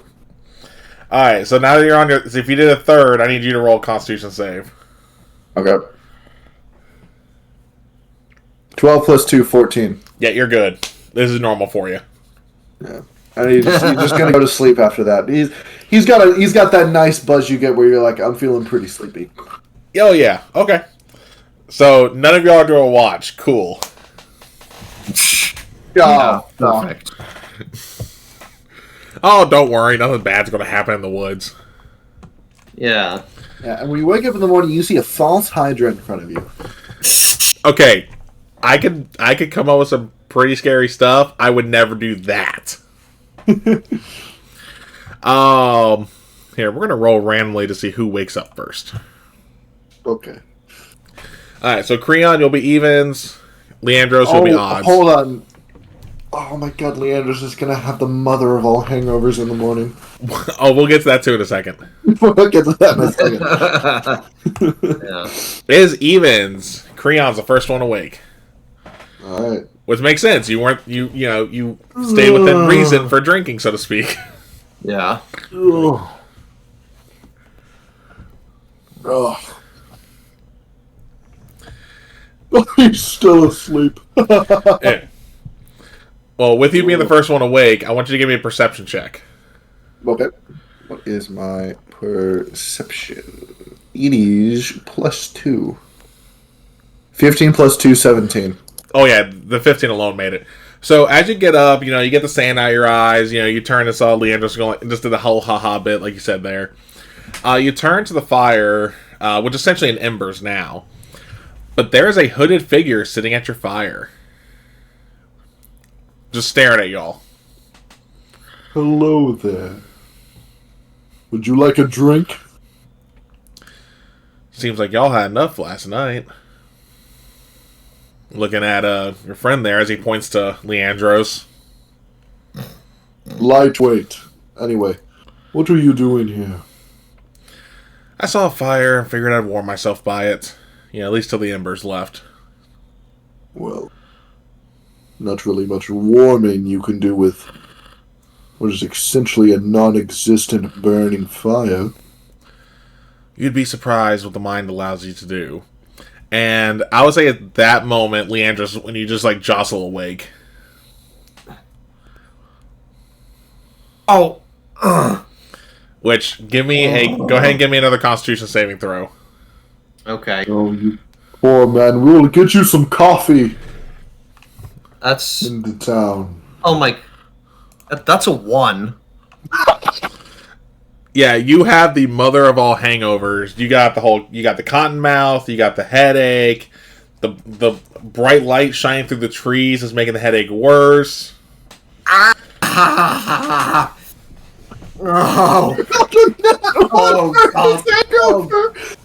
God. Oh, well, am I being punished? What am I being punished for? Not drinking enough water. Here, have some. And he's just gonna hand him his canteen. I'm sure the canteen's the same size as the mug. Yes. I just take it from him and I start gulping it down. And I'll say, when you finally take the canteen away from your face, that's when you see the same hooded figure at the fire that Creon was talking to. Oh no! I kind of gulp it down a little bit, and then I do a little spit take. It was the last water we had. Who are you? Well, he hasn't told us his name yet. It's like, I am nobody. Oh. He's like, I am nobody. Strange name. How would your parents give you it? Yeah, wasn't really one parents gave. Is what I choose to give. Oh, I see. Alright, I shall respect your chosen name. Alright then, nobody. What do you want? Because it is clearly not the fire. Oh, I was telling the truth. The fire was what I was after. And if you want, you can insight check him to see if he's telling the truth. I don't give him an insight check. Okay. Double check. My insight is +0. It's a 14 on insight. Okay. I got a 7 + 3 on insight. Nice. 10. Yeah, he's telling the truth. He was not here trying to be nefarious. He didn't rummage through y'all's things. He didn't, steal y'all's, ass. Jack is still sitting there. Oh. Okay. My apologies. Anything else we can help you? That's about time I just start moving on. I was on my way. Like I said, I saw the embers, figured warm up just a hair. As he stands up, his cloak still covers most of his body, but you do see what looks like hooves. And just based on his overall height, you can guess that this guy's probably a satyr. As he just walks away. One question, sir. He'll stop Before and you turn. leave. He'll stop and turn. Do you, by chance, know how close we are to the Spurchy and Lindis River? Let me look at the map to see where I put y'all at this point. Travel. So you guys were here, probably here. I'm thinking this is the person we're looking for. Unless it isn't. No, you guys are nowhere near the Spurchy River. Okay. Wow, river. Well, It's about a there's something near my liver after last night. that's Don't worry about the river. There's something near my damn liver. It's called schmalcohol, and I love it. but he'll answer. You can't see because again the way he has his hood kind of drawn, but it almost feels like he's smirking. It'd be like, you still have about 6 days ride. Oh. Well, can we at least give you a ride into town? You were nice enough not to mess with our thing. Oh, he's going the opposite direction as y'all. Oh, I see. Well, have safe travels, nobody. Leandros is just kind of massaging his temples. Get in the cart. Don't worry. I'll drive this morning. Fine, thank you. Put a blanket over your head. Trust me, it helps. I crawl in the back of the cart and do this. Grant's gonna pick up any camp supplies left over, any sticks that weren't used in last night's fire. Yeah. Yeah, you guys are able to load a cart up. I'm assuming, Leandros is getting in the back of it. Yeah, just kind of muttering about like oh gosh, what was I thinking? Grant's gonna hand him just like a little bit of cooked meat. Snack on this. Oh, thank you. Very, very greasy cooked meat. I just kind of sit down there and just shoot. I was kind of chewing it absent-mindedly. Okay. And you're Grant's gonna gently wake Jack up. Oh, Jack was already awake. He was already munching on grass. Oh, okay. Alright, Mr. Ass. I need you to move with haste. Some of us, both of us, need their coffee. Yes, please. Yeah, so you get him hooked back up to the wagon or the cart, and he starts pulling. Give me Animal handling? no Persuasion? No, no, it's not you. I'm not trying to think on that part. Actually, hold on. I want to see how I want to go about this. I have a question. Yes. When are we going to take the break? I might need to make myself some dinner real quick. Oh, we're going to take it in a few minutes. Don't worry. Okay. No, you don't make any checks for this. He is going to start moving, but because of where you guys are, there's no real like traveled road, so this is going to be a bumpy ride. Oh, yeah, that's not going to be over the side of the cart if you need to throw up. No, If it seems like it's going to come out, let it. Listen to your body. No, I have. Don't be a hero. Throw up. This, I thought. No, we already are heroes. This is. We're on the mighty quest. And, just fucking throw.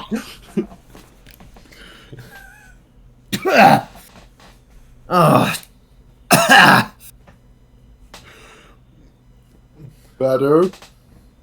Yes. Righty then.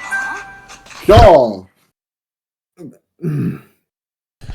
Yeah, and oh, go ahead. Yeah, I think there have been like a couple of D&D games I played now where my characters vomited at some point. I wonder if does that say something? No, it happens to everyone at least once. This character drinks a lot. Yeah. Alright. Yeah, so you guys are able to start moving. You guys get through the day, no issue. You're able to set up camp again, no issue. Because it literally takes you, because like I said, it was about 6 days there. So I mean, it'd probably be longer. Because you guys said you want to go to Setessa too. Yeah, it takes you all about a day and a half just to make it to the Summer Nexus point of Setessa. Which we'll pick up the Summer Nexus right when we come back from break. So we are going to take a quick break so that way people can get food, get drinks, use the bathroom, stretch, all that good stuff. We'll be back at 20 after. So we'll see you in a little bit. Over 20-minute break. All right. See you guys in 20 minutes. See you in 20, everybody. I'm going to make myself.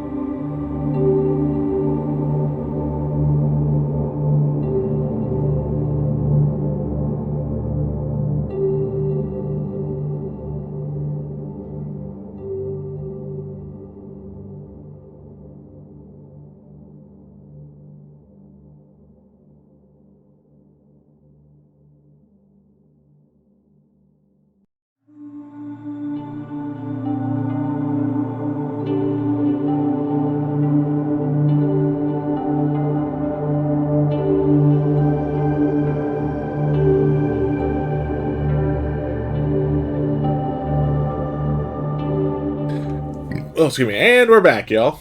And we're back. Yes. Hello again to all of you darlings in Twitch land. So, as we left off before break, Creon and Leandros were about to arrive near the Summer Nexus, which is essentially one of the 4 gateways into Setessa. As you guys said, it took about 2 day and a half to get there, so I'll say it's about evening by the time you come across the actual Nexus itself. Give me perception checks. Okay. I have brought out a new set of dice over the break in the hopes that my rolls will improve somewhat. Okay. I've got a 2. I'm so happy. Wait, what's my perception modifier? Oh, but I got a 4! Let's go! I got a +2 in perception. Okay, let's see. I can see +2 more of the enemies that are about to kill us. That's an... I got an 8 + 3, an 11. So y'all don't... well, wait, no, you said 11, never mind. But I said you had 8 there, and I had a brain fart for a second. No, so as you guys are riding, Creon, you aren't noticing anything. You're just focusing on making sure, Jack ain't bouncing you all halfway across the woods with the way the trail is. Yeah. But Leandros, even with you still recovering from that hangover 2 days ago... What? I haven't 2 days really worth of kind of been out of Holy water. shit. And I would say 2 days of hangover. There we go, let me put that on vibrate before I forget. There we go. When I say 2 days of hangover, it's just that his body is still overall recovering from the effects of the hangover. Okay.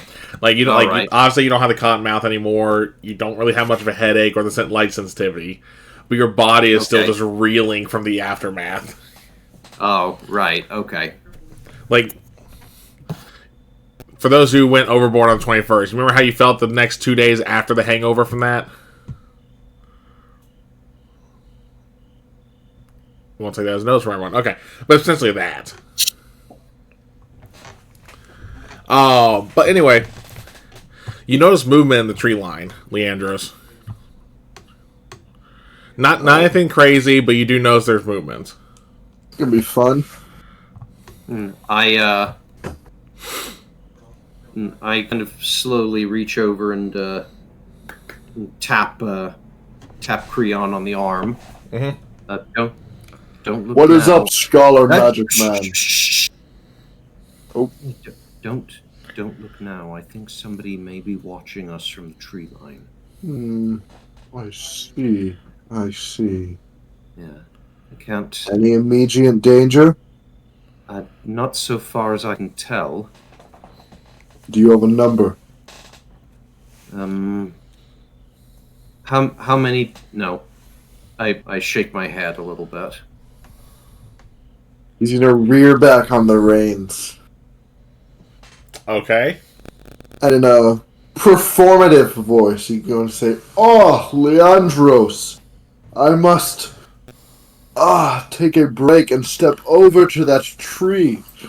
Nature calls, if you catch my meaning." And he's going to give him a little wink. As he performatively turns, he's not like full on turning his back, but he slowly turns his back while also making sure he's keeping his awareness on high alert for anything going on. Okay. Just seeing what this movement is going to be. Well, again, to go movie reference here, as soon as you go to try and get off the cart, remember the scene in Lord of the Rings when the party was surrounded by the elves of Lothlorien? Yes. How they just literally came out of the trees? That's pretty much what's happened to y'all. There's about 30 people, mixed between satyrs, elves, or not elves, sorry, there's no elves in here, but satyrs, humans, a centaur too. Again, just hodgepodge of species. All with bows and arrows aimed at you. Well then, good people. Do I have a moment to relieve myself before you do whatever it is you're about to do? They're essentially one of emotions for you to get back in the cart. Please. It's been like a day and a half, man. They're just gonna roll their eyes. Two of them will step to the side and essentially make a gap in their wall, so to speak, to let you through. Thank you. And as you and as he's going, he's gonna sort of like halfway meditate to Thassa and be like, "What the fuck is going on?" no answer. Oh shit. And as you're relieving yourself on a tree, you can still feel the presence as there's about 4 archers aimed at your back. I'm not going to go anywhere. No need to worry. While this is happening, I'm just looking around at the other archers who've materialized out of the woods, and I say, "No, we're not here to cause any trouble. We're just passing through. It was on a divine quest. You wouldn't want to get in the way of a task from the gods, would you?" Leandros? Yes? We need to give away all our secrets. As Creon finishes up and he starts to walk back toward the cart. I'm going. You can frisk me for weapons if you like, but it's the only one I got. As he hops in the cart. Yeah, and then one of them is going to chime in, and Brian's tell you is like, "You're going to follow us, nice and slow, unless you want to get turned into a pincushion." Yes, we will follow you. May I ask what exactly we have done to be deserving of pincussionery?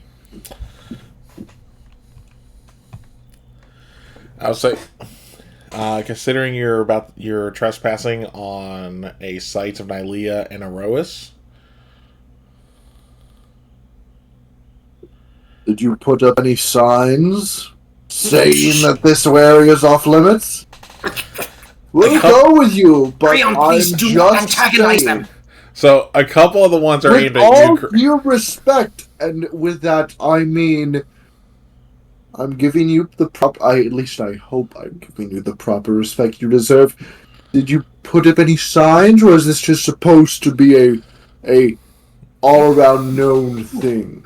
Genuinely asking.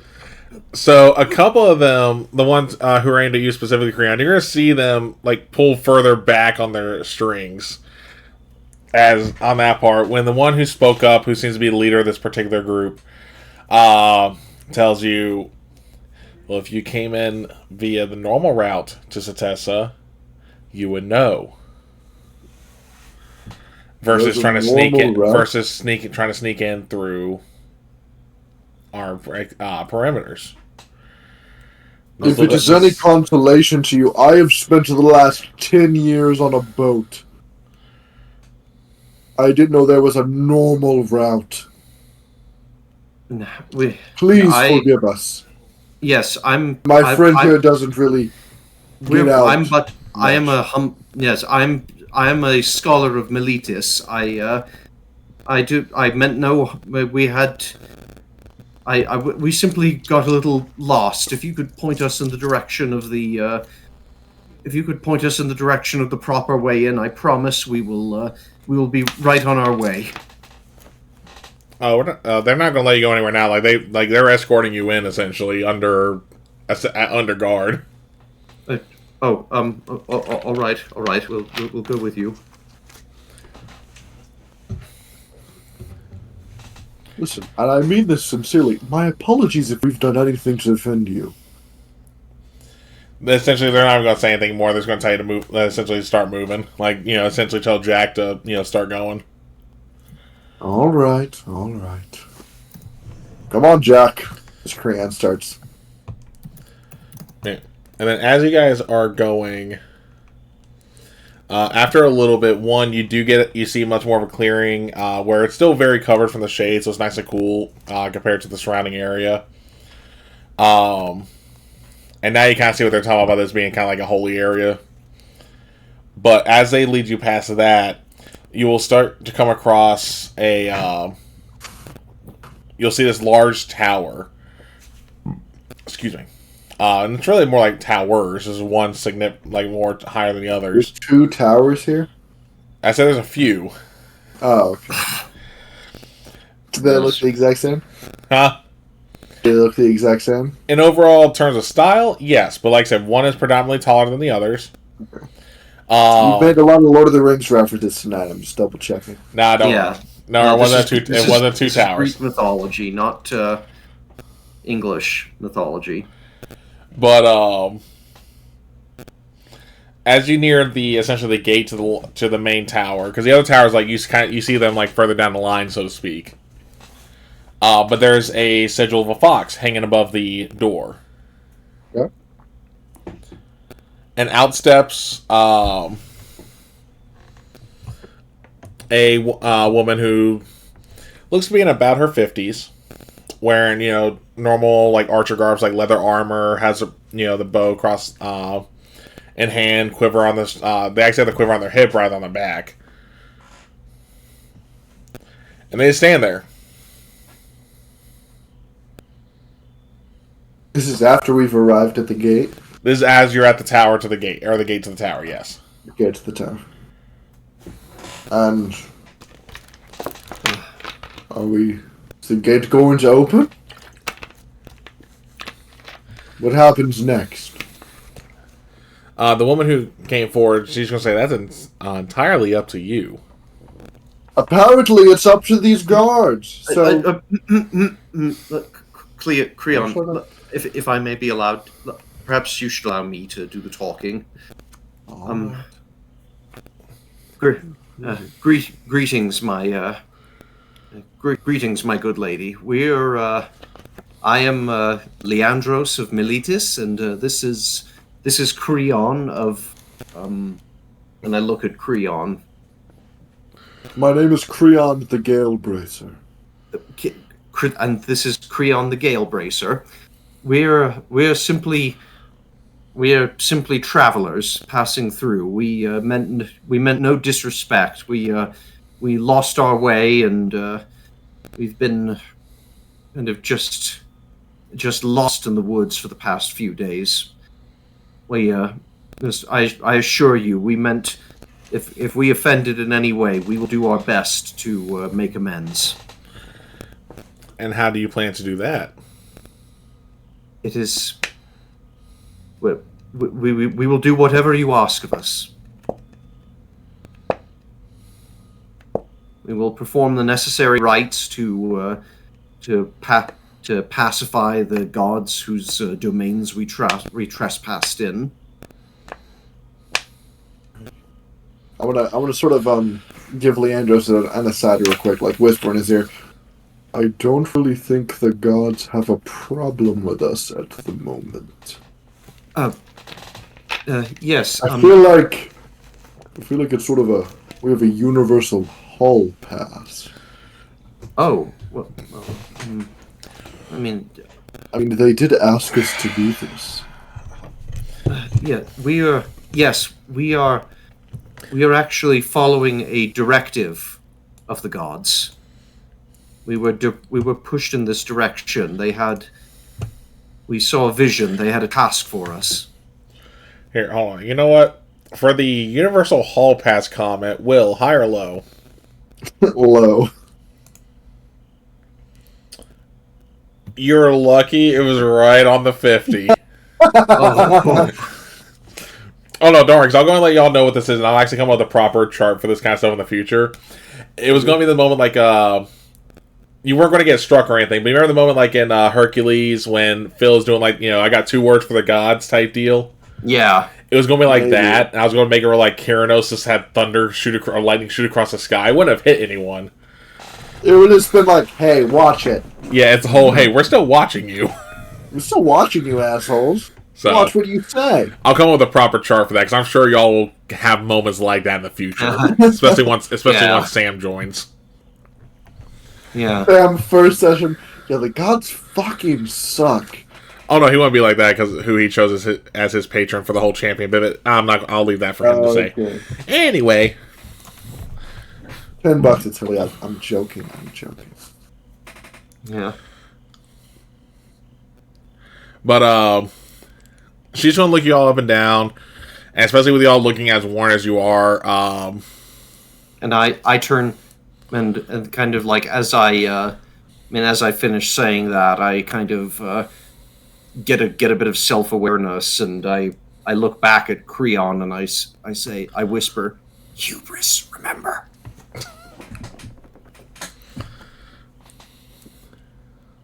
You said hubris, remember? Yeah. I'm not trying to be vain. I'm not. But I mean, we were asked to do this. I don't see why their gods would have any problem with us. And like I said, so she's gonna look you all up and down, and she's essentially gonna be like, "I do not have enough time to deal with this. Just let this go. We'll let it go off with a warning. But next time, since this is your warning, there's no such thing as a warning shot next." And she'll just disappear back into the tower. Thank you. Before you go, I have I humbly request you. Bid me 3 questions. She's gonna look you up and down and be like, "I'll give you 1.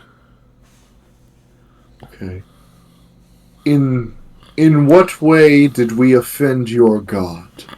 We meant no disrespect, but if we did, please let it be known." I was like, speaking of Sam, there he is. Is he in chat right now? Yeah, Starfield. It's like, Take the 1. it's like, you trespassed upon sacred ground. I'm sure even your god, and whoever you believe in, takes that not so lightly. A humble suggestion. If you will, could you maybe, by chance, put up some signs that it is sacred ground? Perhaps simply like some decorative fencing would be enough. designs in reverence to the gods. Yes. Some glorious architect, because if I'm being completely honest, and with all the respect I have, it is just a dirt road out there. You weren't even on a road. Out of character, you were not even on a road. It's not even a road. It's like a fence would have been fantastic. So, what's your AC? Oh boy. Oh no. My AC is 13. Alright, they got a +2. Okay, never mind, it misses. What was it?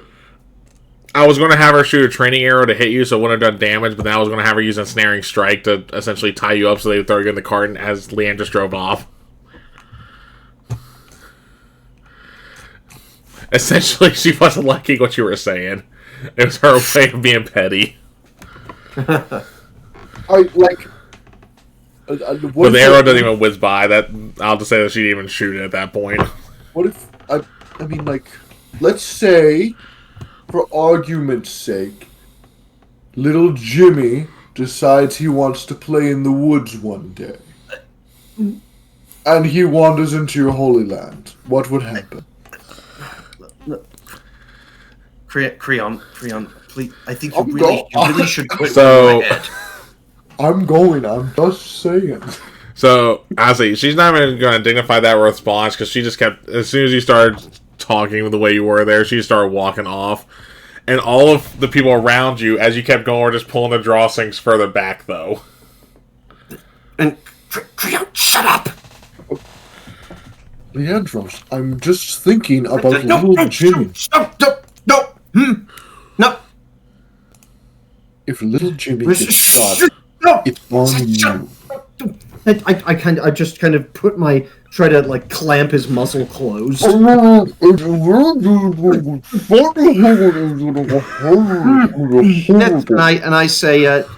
I say yes, thank you so much. We are most grateful. We're going now. We'll head right back to the main road. And I'm just kind of trying to pull Creon by the arm. Yeah. I must say, Creon, are you resisting getting pulled at all? No. Okay. I'm doing my best to formulate arguments to save little Jimmy's life. Oh, I'll say, well, depending on how much Creon knows of the other polies, the whole kid comments what's really made most of them start pulling their drawstrings back. I want to make a history check to see how much Creon knows about this. Go because right me, ahead. the player, doesn't know. Oh yeah, that's it's better late than never. That's a 9 flat. So, obviously it's mainly like a nature police. They're mainly devoted to Karametra.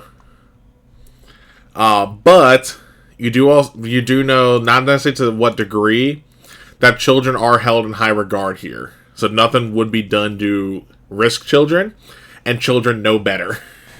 Okay. 1 sec, I'll be right back. Yeah. My roommate needs me to open the door. He locked himself out. You good? I've done it. Alright, so Leandros, you're able to drag Creon to the cart. You guys start going back on the road. And by the time the sun sets, you have made it to Setessa. Like, to the actual main gate. Thank God. Those mean gods? God, yeah. But I was saying that out of character. I know, I was being a smartass. Yeah. Alright, so what do you want to do while we're waiting for Creon to get back while you're while you guys are pulling into the city? Well, I'm going to kind of look for a shop to replenish, so we can replenish some of our supplies, like buy some more rations and some parchment, so I can start writing the chronicle of our exploits. Okay. Yeah. I mean, you're able to find those stores pretty easily because you go to the Arbor Market where like all the stuff is. Okay. And I buy. Let me see.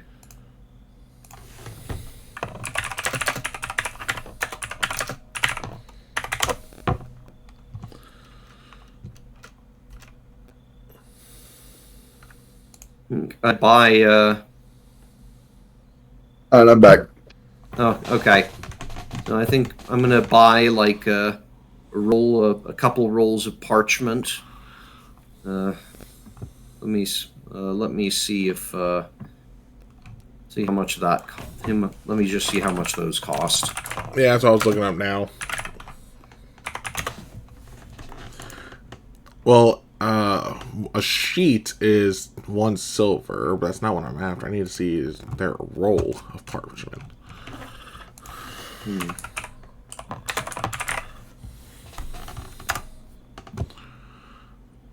Here we go.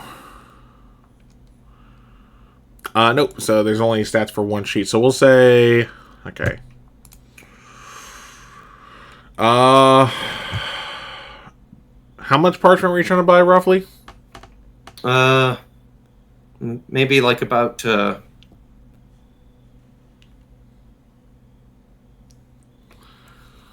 Maybe I guess we can call it 10 sheets. 10 sheets. That would be like 1 gold. Yeah, it'd be 1 gold. So we're at a merchant right now? Yeah, Leandros is getting parchment. Or not, yeah. And then Creon's also gonna walk up rations. to the. He's gonna walk up to the merchant. He's gonna lay down on the counter. He's gonna go. Yeah, fine. Trader, sir. I have a humble request. Do you, by chance, know anyone around here who might sell sugar and molasses. And possibly yeast. I thought that's where that was going. The trader's going to look at you like you're crazy. Because you got to think of this part, and depends on stuff like that. Because she does not deal in that kind of stuff. She only deals in what her shop has, which is just basic supplies. Yeah, I started asking, I was like, do you know if anyone around here? Yeah. Oh no, she just sticks to her own store. She didn't really focus on. She didn't really know what the other merchants have. Like, you know how there's those some store owners where they don't give a crap what their neighbors do or sell? Yeah. As long as it doesn't impede their own business. That's her. Because she's like this crotchety 60-year-old lady. Yeah, I think I'll buy 3 days worth of rations as well. Okay, so that's going to be $1.50, or she'll cut a deal. Or she'll cut a deal. She has another set of. This is where nutrition-wise will be the same, but since it will only be fruits and veggies, she'll charge you 2 silver for those type of rations. But there's no meat in those ones. Okay. Creon's gonna lean over to Leo. Just see if you can get any yeast in that bargain. All right. Maybe throw in a little bit of yeast, and we'll call it a deal. Thank you. Yeah, she doesn't sell yeast.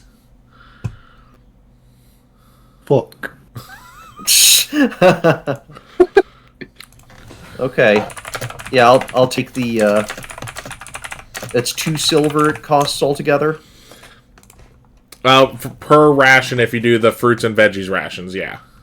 And it's a 100 silver to a gold, right?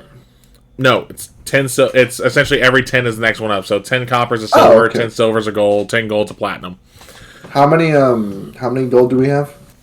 Well, Leander's had 7, but now they're at 6 because they bought parchment. Yeah. Well, I mean, after the cart. That was 7 after the cart? Yeah. Okay. Because essentially Leandros used the money they made performing to help pay for the cart. Because there was that really great performance check last time where everyone just kept tossing money. Right. Yeah.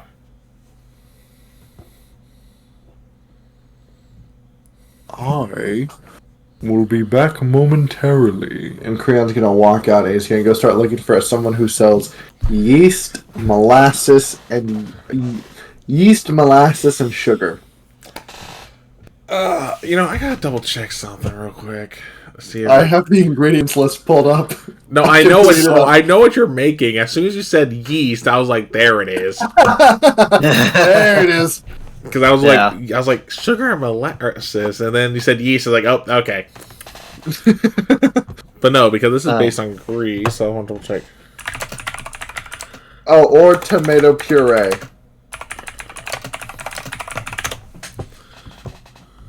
So that's So how much would like 3 days worth of Cetessan rations cost? Are you talking about 3 days for each of you, or 3 days period? Yeah. No. 3 days period. Okay. Then yeah, that'll just be 6 silver. That'll be a day and a half. Unless you're gonna eat all the veggies. No, I'm. Okay. I'm just trying to kind of make what we have last.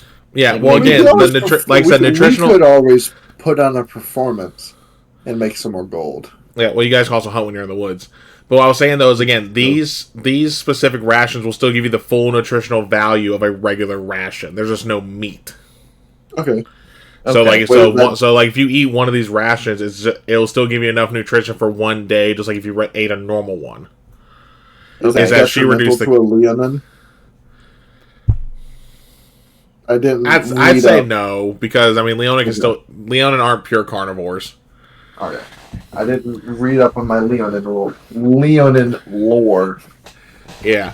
Okay. No, the thing I wanted to look up though was sugar even a thing in ancient Greece? And it was, but it was as medicine. So that's going to affect the cost.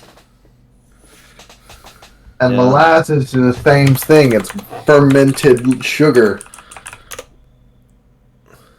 Hold on. Did sugar exist in ancient Greece? Well, I was know if it was got there. Uncovering Greece in my theater class. Wait, hold on.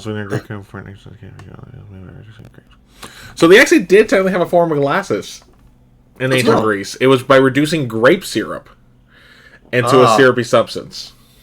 Cool. So the molasses wouldn't be tricky in terms of cost. The sugar would be slash tomato puree. So just like very fine tomato paste. I mean, either way, the molasses, that ingredient alone won't be hard for you to probably acquire, depending on the role you do. I'm going to have you do here in a second. I'm trying to think what would be appropriate cost based on how easy it would be to find in a similar environment. And yeast is easy. Yeast I wasn't worried about. Yeast I wasn't worried about. It was the sugar and molasses, because you don't think Greece when you hear sugar and molasses. I think Greece when I hear sugar and molasses. What? Oh, you say Greece. I'm just thinking of Rome. Well, no, because they had baked goods. Yeah, but I mean, that means you have to use that for. But anyway. Okay, cool. So go ahead and give me an investigation check. An investigation check. Yep. Investigation modifier. Investigation +0. Please dice. Don't fuck me. Woo! 16, baby. Hey. Okay, so it's not too hard for you to find a molasses. And the same guy who has molasses has yeast, so you're able to find those together, no problem. How much are you trying to grab? Enough to make a few bottles. Okay. Like, say, if we're going, I don't know what gallons is, or what molasses is usually measured in. So if I'm just thinking, if I had to put a name on it, units. Oh no, if you're doing that part, because there's no actual cost bit in D&D for it, I'm just trying to think it would be a reasonable bit based on what you're saying. Oh, 3 units of each. 3 units of molasses, 3 units of Well, I'm saying, though, if you say you're trying to make a few bottles worth, it's going to be a gold and a half. I should quantify the bottles. When I say bottles, I mean like a gallon. Yeah, you're talking about handles. I figured you were talking about that. Yeah, a few gallons, yeah. So, yeah, it's going to be about a gold and a half, but he'll cut you a deal. Once you make it, you send him a bottle, he'll just charge you 6 silver. Yeah, sorry, once I make it, I what? If you send him a bottle, he'll just charge you 6 silver. A deal is a deal. And D&D Beyond wouldn't let me, subtract 6 silver that I didn't have, so I just you would just convert the 10 gold into silver and then subtract the silver there. Leandros, okay. I'm gonna go.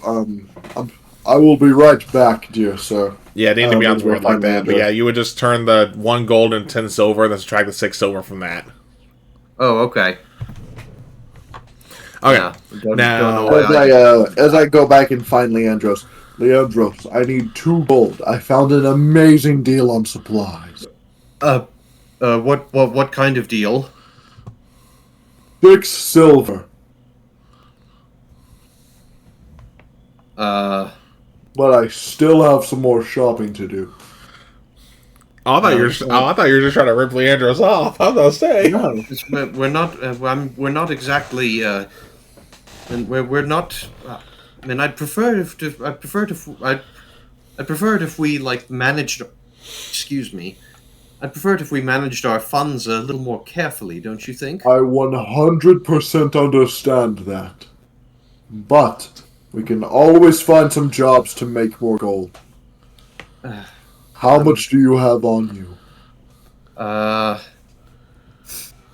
look back in my purse. 5 gold, 4 silver, and 1 copper. Can I borrow 2 of those gold? Will I get those 2 gold back? Yes. The next time you and I do a job together, you will get 2 gold. And seeing as we're on a quest for the gods, jobs shouldn't be that hard to find. All right. All right, fine. I suppose I can spare 2 gold. And I reach in and I give them to I give Creon two gold. Okay.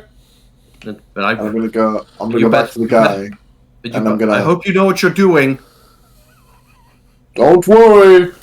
And I'm gonna give him a gold piece to get change, like 4 back in silver. And then with my 1 gold and 4 silver, I'm gonna go look for someone that sells sugar.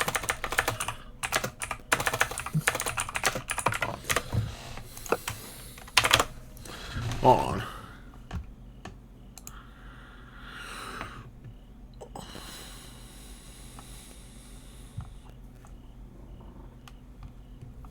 Okay. Yeah, so go ahead and give me another investigation for the sugar.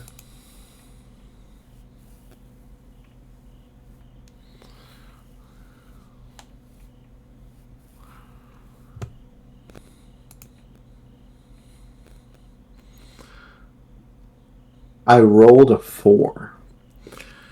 You cannot find any sugar, at least none that are at a price you can afford. Because where this stuff has mainly been used for medicinal purposes, not like cooking, so it's not like a common thing. With what you said, you had 1 gold left. Yeah. A couple of the merchants laughed when you said you were looking for sugar and had a gold. Not all the merchants, but some. Can I go up? But I can find some that are selling sugar. Yes, but they're charging like 4 gold per bag. I want to make a history check to see if there are any prevalent diseases in the city. Okay, so what do you mean by that? Just to clarify.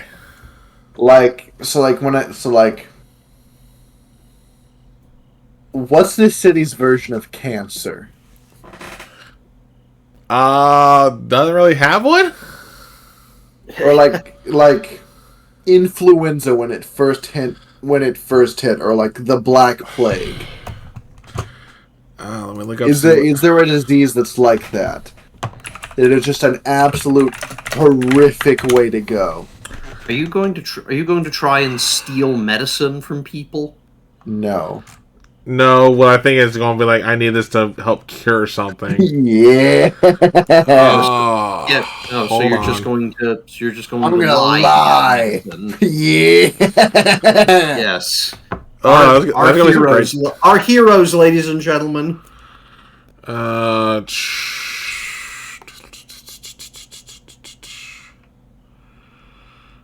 I'm having to look through different diseases in 5e to see what would work.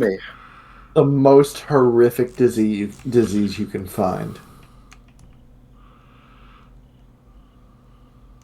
He has exploding butt syndrome. His butt exploded. Actually, is there even an actual list of these, or just some? Okay, yeah, some people just came up with some. Okay. No, he got the yeast no problem. Because the merchant saw what, kind of realized what he was trying to do, and be like, "Cool, I'll give you a deal on the molasses and yeast if you give me a bottle of whatever you make." Now he's trying to get the sugar. You need to make yeast to help treat a yeast infection. Oh no, that was you suggesting. That was not what I thought was going.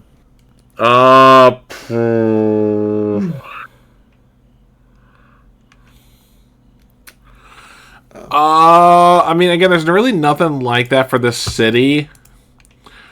But if that's the case, most of the diseases that I've been seeing are all homebrew stuff. I don't think there's any official 5e diseases. It's not like 3.5 where they actually had that stuff. Yeah, that's okay. I'll just they must have something. I mean, again, if you still want to attempt the deception, that's not a problem. You can be like, hey, I got someone who's really sick, etc., and you can describe what they're sick with. Yeah, you got to go into Unearthed Arcana to find diseases. Yeah. I need to show this. You should roll the deception. Yeah. That is the dice I rolled. Which one? It's the blue one. Okay. Right here. And it's sitting on 20. Unbelievable. Go up to one of the shopkeepers. Go ahead and describe how you. Go ahead and do your description of your deception. Go ahead and describe it first. So he sort of turns around and just musters up some fake tears. Please, dear shopkeep, my brother. He is sick with exploding butt disease. Please. He was infected by an insect in the woods. It just made its way into his butt. The only way to extract it is with sugar. If you could please save my brother from the horrendous fate of exploding. With a +2, he's going to insight check you. With a +2. Yep, nope. He is hook, line, sinker. Yeah. He will take all the money you have left, so the gold and the 4 silver, and he will give you a bag and a half. How much is a bag and a half, weight wise? What's this? I'm trying to think what a standard bag at Walmart would be. That's like what, half a pound? Oh, that's plenty. That is more than enough. Yeah. Yeah, I'll take it. I now have a in context stockpile of sugar. I thank you, dear sir, and please. Oh no! Sounds like the small ones you can hold in just one hand. Yeah, and please, I beg of thee, spread awareness for exploding butt disease. More people need to know of the amazing medical advantages of sugar and how it almost immediately counteracts exploding butt disease. I thank you. May Thassa bless your home and your travels amongst the seas. As he walks out. What have you done? Were you with me the whole time? No, I'm not. That was not in character. Yeah. Oh, that was out of character. I've now created a fake disease called exploding butt disease. Yep, and I did make a note of that.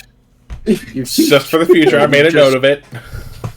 Yeah, you've I contributed. figured, okay, look, if there could be a silly thing I want to add to the lore of a campaign, I think it's pretty fucking hilarious if people are afraid that their butts are gonna explode. Oh no, you're fine. No, I'm not. No, I'm not saying it's perfectly fine. Yeah, I'm not saying it's not funny. I'm just like, what have we unleashed? What have we done with a nat 20? I'm just making a reference for future moments. Speaking of which, that nat 20 landed on the pile of my dice. It was this close to being cocked and invalid. Oh. Okay, but yeah, you got your sugar, molasses, and sugar, and I yeast. raised awareness for exploding butt disease. Oh God! Actually, I need to double check something real quick too. I need to double check and see if D&D 5e has an exploding butt disease. That's not what I was going for. Hold on. Where is this? Because remember, certain actions can make you lose piety. Yeah, I don't think. Oh, let me double check. Nope, nothing you did it. You're good. Let's go. I had to take a look. I need to double check that as well. I need to be more fucking careful. Yep. Now, granted, those are some examples. Like in the book, the ones they have are just examples, like trying to keep a secret from Thassa, using magic to calm the sea's fury. But there could be stuff that is not listed, but is pretty similar. That may still count that part. Same thing too for earning piety. But god damn it. Okay. So you got your sugar, molasses, and yeast. What are you doing? I'm going to go and see if this town has a temple for Thassa. No. Oh, okay. Yeah, but this Polish is like towards the center of the land. It is there. The nearest water is the river that y'all are trying to go to. Yeah. Well, the biggest source of water is that river. There's obviously going to be like smaller rivers and creeks that weave throughout the forest and the wood and the land. The only source of water is the river, 4 days away. Yeah, but you have a point. Anyway, I'm going to while all this is happening. Sorry. No, you go ahead. You were speaking before. Well, while all this is happening, I'm going to ask the shopkeeper and a few people in the vicinity for information, like about the Sperche and Lindus rivers and what's between them. yeah, go ahead and give me an investigation. Okay. Natural 20! Yes! Yeah, nat 20s when we need them the most tonight. Let's go. Yeah, but this magic with a nat 1 will occur. Oh, fuck. Oh, wait, I'm holding it wrong. There we go. Yeah, no worry, I believe you, don't worry. It shows the number 8. But yeah, no, so with that nat 20... I'm not trying to... I'm not trying to I believe you. Yeah, I know you do. I'm just so chat knows. Yeah. The chat. I'm pretty sure chat believes you. One of the people in chat's going to be playing with you here in a couple of weeks, so I hope he believes you. Oh, yeah. Plus, also, you see his rolls anyway. Yeah. But, where was that? Yeah, so with that nat 20, it's the same shopkeeper you were dealing with, the crotchety old lady. Because they do business with her, she's like, oh, so you're asking about, the rivers, huh? I mean, yes, it's mainly just more woods and trees there, though there's a bit of a tale, though no one really believes it nowadays. Try me. I'm something of a connoisseur of tales. Now, let me not be the smartass. Anyway. Wait. Leandros actually says, "Oh no! Wait. No, I can see how that can be misconstrued.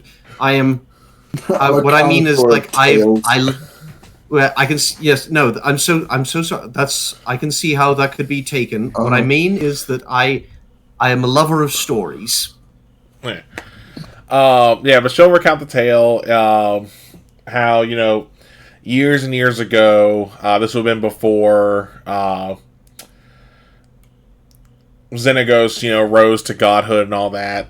So it's like ages. But there was a hero that would travel the lands, and really was almost viewed to be godlike in their own. Essentially, like he'd be like the equivalent of like Achilles or Hercules in terms of like popularity. Okay. Slew great manner of beasts. Maimed the Nadir Kraken, or a Nadir Kraken, which, if Creon heard that, probably put him in awe. Yeah. Because he didn't kill it, but he maimed the crap out of it. Yeah. Almost rid the mountains of the dragons that resided there. Like, again, like, all these tales that sound far-fetched. But then, out of nowhere, he just went across the river and was never seen again. And no one even knows his name. They don't even know not even a name? This was a long time ago. No one recorded it. Oh. That's strange.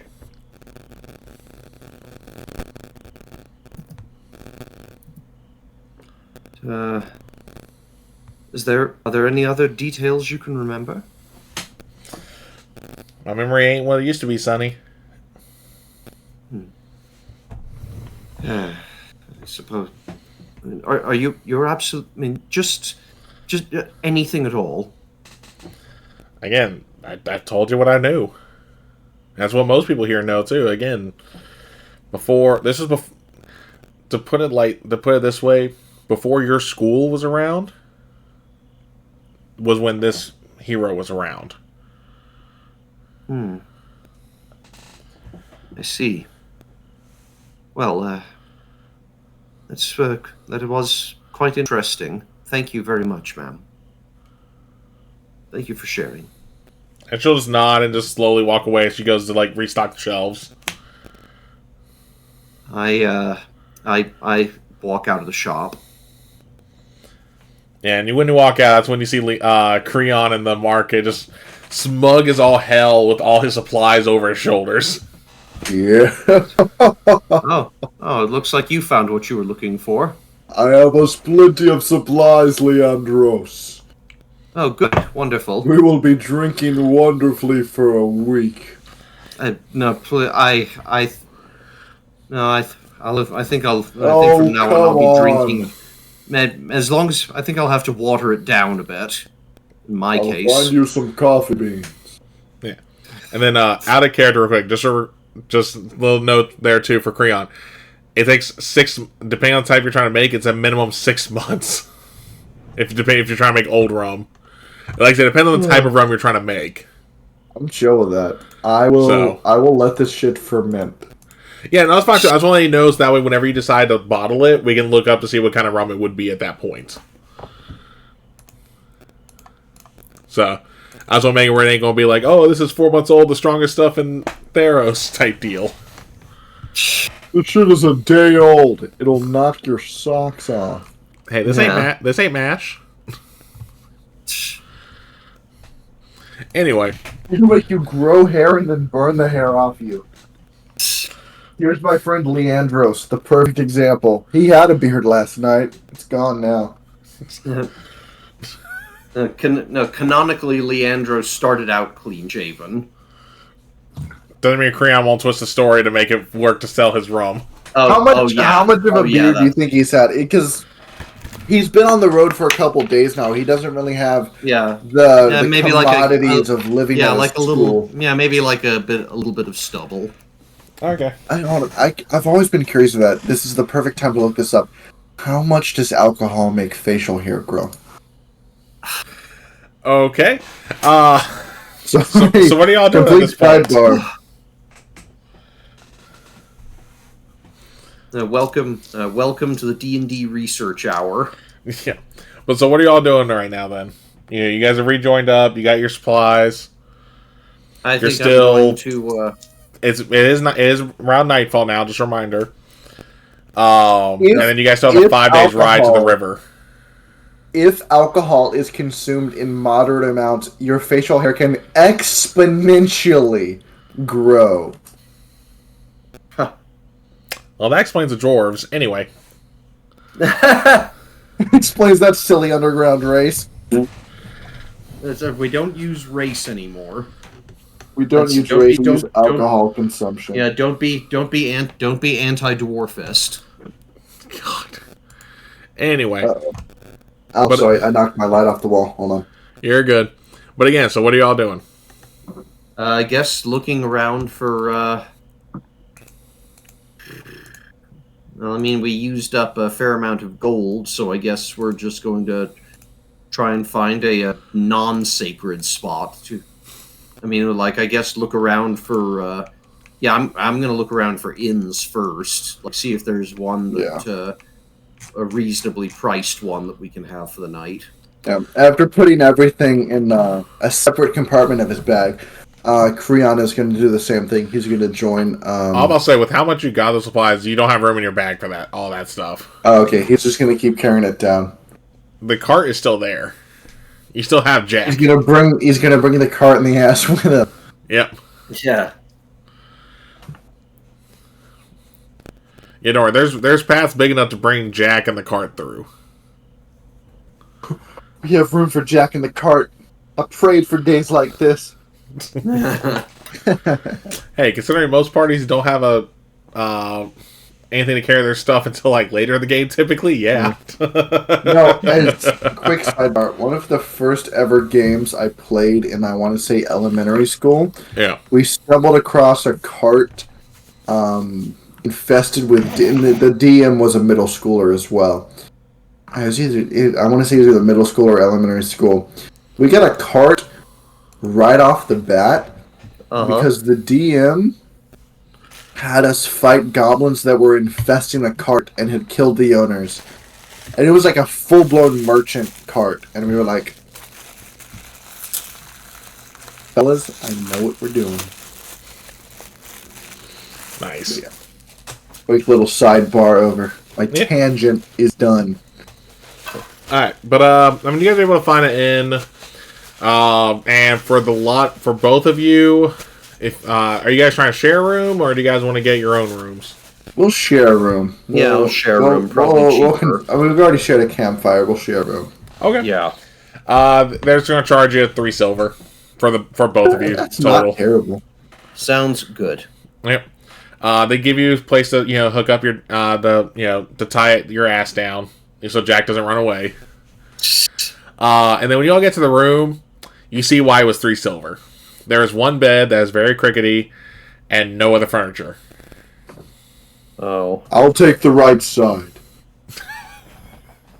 Oh. All Yeah, right. I will say it is a king size bed, so you actually could split sides. How many pillows are there? We're gonna roll a d4 and decide. Okay. There are 4 pillows total. Y'all are lucky. All right, Leandros. Yes. 1 pillow each. If it makes All right. you comfortable, All right. That's fine. we can use the other 2 to make a pillow wall. Yeah. I had exactly the same thought, All right. and I make the kind of shake the sheets out just in case. They're I filled air- with bugs. You Yeah, find a I- lich in the seats. You know what? High or low? Oh no. Low. Sheets are perfectly fine. Oh, thank God. They're stained with stuff you cannot distinguish. No, it wasn't gonna be like that. I was going to see if I was rolling to see if the sheet was going to rip. Oh. Okay. Darn, I So wasn't when gonna you say, go that bad. sheets, do you mean blankets, cloth, or comforter?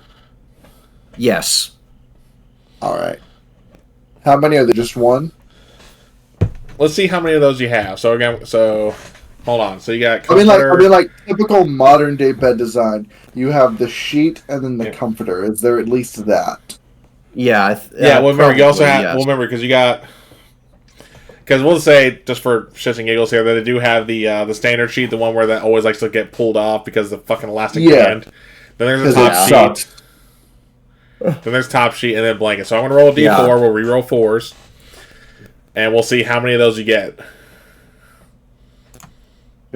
But it does have those base 3, right? That's what we're rolling to see. Oh no. So we're re-rolling 4s. All right, so you at least have the top sheet and the blanket, the comforter. Okay. Okay. Yeah, like I said, it's the top sheet. It's not like the elastic, the actual sheet.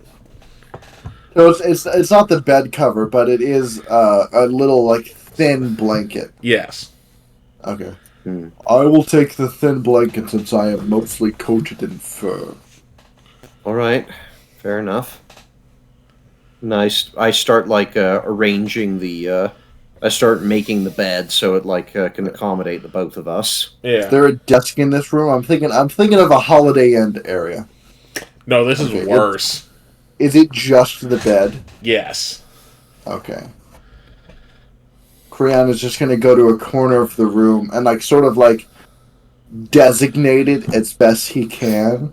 And like he's gonna go ahead and start fermenting the alcohol. The rum. With what bottles? He has the bottle from last night that he finished off. Or from a few nights ago. Yeah. And then he has a you know what? I'll roll. Yeah. I'll roll to see how many extra bottles he has. Well, before how many extra you have, let's do it this way. Let's do a percentile to see if you do even have any, and then we'll roll the number. Okay. That How do I work? roll a percentile? Well, here, I'll do the percentile. Okay. High or low? Low. It was high that time, so no extra bottles. Oh, damn. I rolled 4 and a D4. So for now, he's just gonna put enough ingredients for the one bottle. Yeah, that's fine. And yes, Sam, not even that chair. Not even the shitty Holiday Inn chair. Yeah, no, that's not how he put it, but yes. Oh my god. I had a guy sleep in the chair once. I've done it. Yeah, when I was a freshman in high school, my high school was invited to perform at the Sugar Bowl. It was Georgia versus not Tennessee, Texas. Yeah. And so it was me and another freshman and a senior in the same room. And the senior was like, "I will take the chair." And I wake up in the middle of the night to the chair being used as a pillow as he is suspended between the chair supporting his head, a footstool supporting his legs, and he's making the most 90-degree V I have ever seen. Yeah, I've done it. I've gone to conventions. I've done it. Anyway. But yeah, so you got your one bottle going. What about you, Leander? What are you doing? I guess like I'm just trying to take my mind off of the situation we're in. I'm just I've kind of gotten out my my ink and some of my newly purchased parchment and started writing a record of our journey so far. Okay. Yeah, and then after a bit of writing, and once you get that going, you guys head to bed. You get a full night's sleep. It's not the most comfortable sleep, but it's not going to be like the whole, you wake up and you're exhausted. Nothing like that. Yeah. Okay. There's no drinking to be done that night. Yeah. Well, I'm saying, like, because, if you don't, even if you get a full night's sleep, if it wasn't a comfortable rest, you can technically take exhaustion, potentially. Yeah. But, so what are you guys doing now this morning? I'd say Creon sleeps in for a little bit. Okay. So, Leanders, that means you're the first one awake. What are you doing? I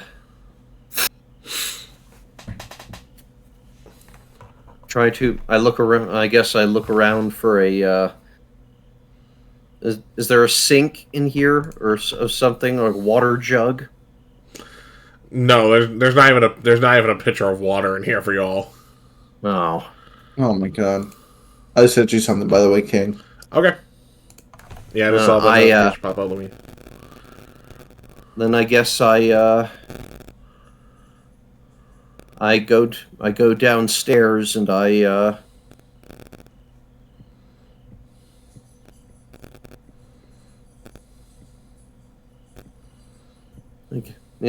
go downstairs and I talk to I try to find the innkeeper. Okay. Yeah, you find her, no problem. Or you find him, sorry. I was thinking the shopkeep from earlier. No, you find him, no problem. Okay. He's a satyr. Okay. Excuse me, sir. Would you mind if I sat on a stool in a corner and just I have I'm something of a musician. Do you think would you mind if I played a little bit? It's like, I ain't got room for music in my end. If you want to play, head back to the market. All right, I understand. Thank you. Because he's literally just a inn. He doesn't have like a tavern set up or anything. Okay. Plus, it's also like 7 in the morning. Oh, right, of course, yes. You're early for the shit. Thank you.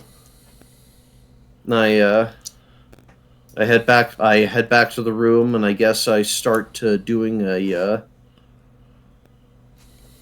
little bit of exercise. Sent you another message, by the way. Just kind of some stretches and sit-ups. Okay. Brianna's passed out now that Leandros is no longer in the bed. He's fallen like stretched, like cartoonish, stretched out across the bed, full on. Nice. a cat nap, if you will. Sure. Okay. Leandros, you gonna wake Creon up, or you gonna let him rest? I'm going to. I think about waking him up, and then I. Then I decide better of it. Going to. Jerby. I think. I take out. I decide to just take out one of the pieces of parchment. I figure I can. I can buy another one somewhere else. Mm-hmm. And I write on it headed to market to earn some more funds. We'll be back soon. Leandros. Okay. And I take my I pick up my lyre and I head to the market like the innkeeper suggested. All right. You make it there, and even though it's early in the morning, it is already bustling with people. From vendors to customers, like this place is just packed. I start. I find a little. I try to find like a spot where I can sit, and I start tuning my lyre and playing some music. Earn some just busking again. Okay, go ahead and give me a performance roll. Okay.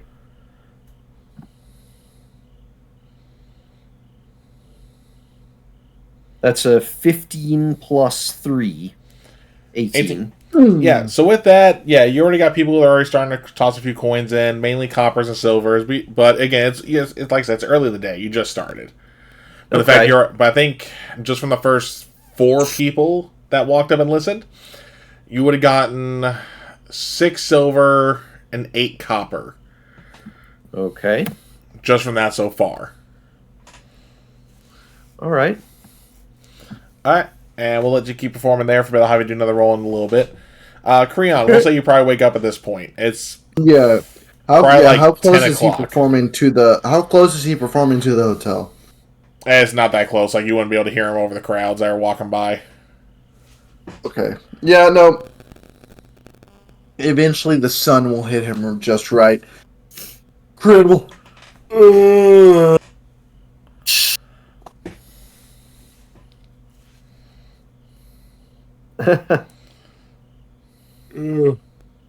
He's going to.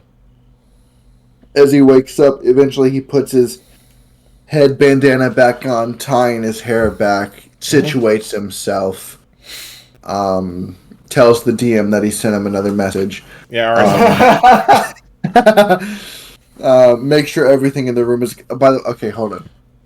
So did we rent this room for just a night or 24 hours? It was just that night.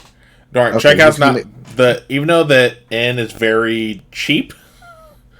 Checkout's not till noon. It is 10 a.m. Okay, it's 10 a.m. Grant's gonna go ahead and start packing up everything, especially the bottles he's already started fermenting from his patronage yesterday. Yeah. Packs it up, puts it back in his bag. Just make a check to see if anything was left in the room. Make sure Leandros didn't leave anything. Yeah, go ahead and give me perception. Perception is +0, so it's a flat d20. I got a 5. He doesn't see shit. Yeah, as far as we can tell, Leandros was responsible enough for all his stuff. Yes, Yeah. I Creon was. has all his stuff. No other patrons left their stuff, despite how shitty this hotel is. Packs up. You see a piece of you see some piece of paper here and there. You just pick it all up and throw it away because you at least want to be nice. He's gonna Completely do missing he's the fact. Oh, go ahead. Sorry, go ahead. I was like completely missing the fact that one of them had a note written on it for you. Like, you literally just picked it up, wadded before even looking at it. Okay. He's gonna double check under the bed real quick. Nothing. Nothing. Okay. Fuck, I can't metagame because I kind of want to see what that note says. And he's just gonna walk out. Yeah. Unless this note calls to me with a heavenly order. Nope. No, because literally, like for out of game, I'm assuming this is probably when you went BRB earlier, comments ago. It was just saying that Leandros went to the market to perform. Oh, okay. So it's not like an NPC left this. All right. Yeah. No, if it was something along that line, don't worry. It would have been. Yeah. He's gonna walk up to the He's gonna find the person operating the desk. Be like, "Good tavern keep, not tavern keep.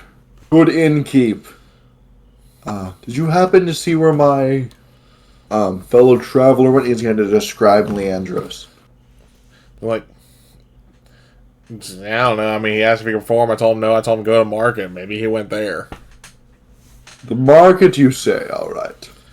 I shall check there. Thank you. May Thassa bless your inn. And he just waves you off as he gets back to, like, filling in papers, filing through stuff. Okay. He's gonna go look in the market for Leandros. Okay. So we're gonna come back to Leandros, who's been performing for a few hours now. Go ahead and give me another perception check. What or not perception, sorry, up? Performance. And what'd you say there, Creon? Yeah, I was gonna say, what time did he wake up? If it's been several hours. Oh, he was up at like 7, 8 o'clock. Oh, okay. I think he had to go do something real quick.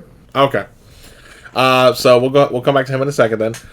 Go ahead then, in your case, since you're looking for him in the market, go ahead and give me an investigation or perception. I'll let you choose. Let me see if I have a plus in either, so I can make my informed decision. Yeah.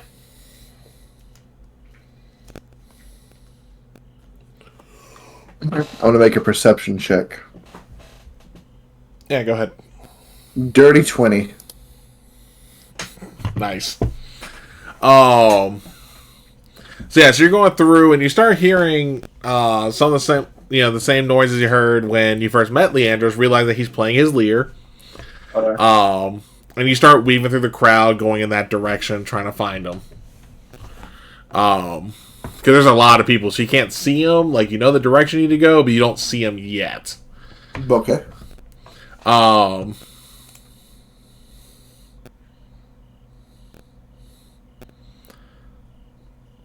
really, I mean, you gotta wait for Leandros at this point. Yeah, well, I'll wait for him. How did you want to go to that? Because I know you scheduled this from 6 to 9. Well, I just put that in for Apollo. Oh, okay. But don't worry, we're going to be wrapping up here shortly anyway. Yeah. Yeah, I had to put a time in for Apollo, and there's some days where we'll run short, some days we'll run longer, but I mean, we're about on track. I guess I'll flavor it. While he's searching for Leandros, he will take in the sights of the city. It's been a while since he's been to a major bustling city like this. He'll just, is anything of interest pique him? I mean, you already see the merchant who hooked you up with that deal. Not the one you conned, the other one. Yeah. He'll wave at you as you're going by. I just back him. Is there any, like, magic shop dealers, even more amazing performers besides Leandros? There's not really a whole ton of people performing, which is what's really helping Leandros out there. You do see some shops that look like they deal in, like, armor, weapons, maybe even some magical items potentially. But you do see some of those type of shops. I want to go check those out. Yeah. I will walk to the nearest magic shop. Okay. Yeah, you walk in, you're going to see a...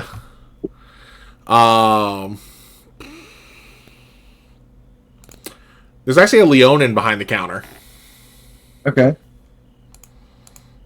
Damn, wrong thing.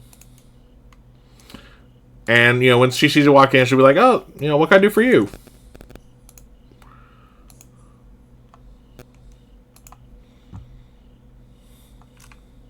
Sorry, I had to check something real quick.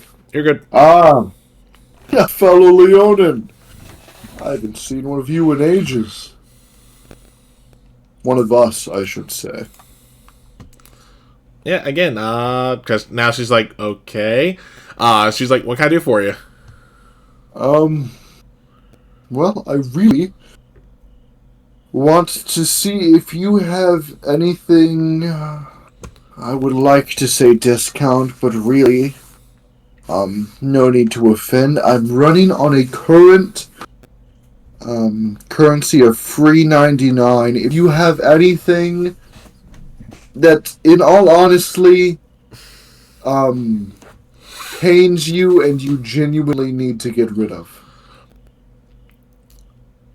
And again, she's gonna look at you like, okay, there's nothing If here. not, it's completely understandable. I worked a merchant ship for 10 plus years. I understand. Yeah, there's nothing here free.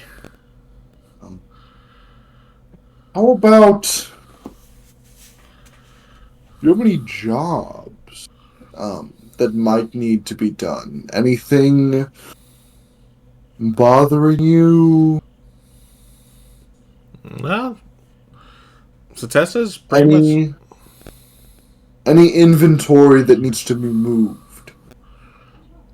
No, we don't really do deliveries, and Satessa's pretty much covered. Well, we have we have what we need. Well, for the next time that I pass through this area, is there anything you have that would blow my mind, as some people say? I mean, it depends on what you're looking for that would qualify. The coolest thing you have.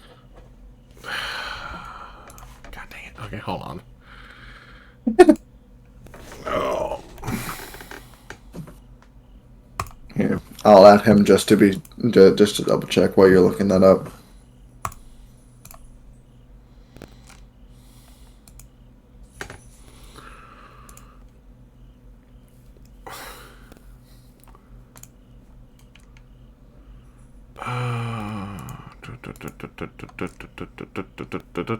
Oh. Markov is playing Space Marine too. Damn it. I need to upgrade my computer so bad. Hold on. Okay. Yeah, so hearing that is going like, probably not something you'll be able to grab anytime soon. Like, she does that very judgmental, you will never be able to afford this look. Yeah. And she pulls out a longsword. Okay. The blade is the shade of emeralds, and there's gemstones all over its hilt and pommel. Okay. The weirdest part is when she pulls it out, there is a skull at the end of it. There's a skull at the end of it? Can I make a history check to see if the skull has any significance? Sure. Okay.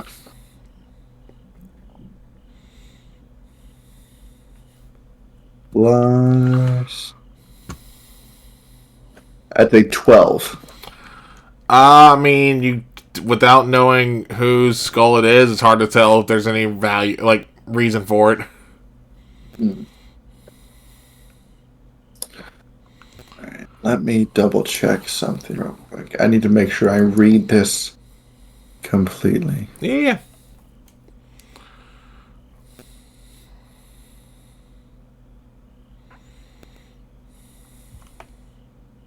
Okay. As he's inspecting this, he's gonna spark up conversation. So, by the way, what is your name? Oh, god dang it. Hold on. I'm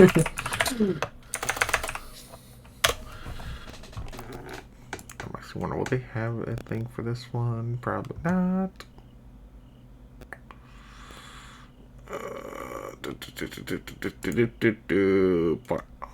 Hang on 1 second, y'all. You're good. Oh, son of a bitch. Nope, that's not there. Okay. We gotta look this up a different way.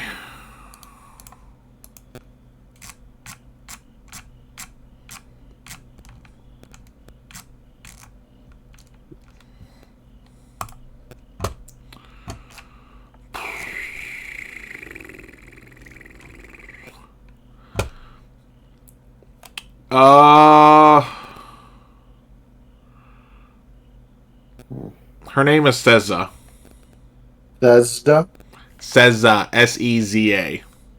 Seza. Sezea. No. Seza. 4 letters. Oh, Seza. Seza. Yep. Okay. Well, Miss Seza, I have a question. Have you, by chance, ever been out to sea? As he is continuously inspecting the blade. No, I prefer to stay on dry land. I 100% respect that sentiment. The harsh waters are not for everyone. As he sort of sets the blade down on the counter. Have you... Well, assuming you have... are you familiar with the teachings of Thassa? No, and when it comes to any of the gods, I could care less. Like, she does not... You can tell she is not one to follow the gods. That is completely understandable. It's not for everyone. How about...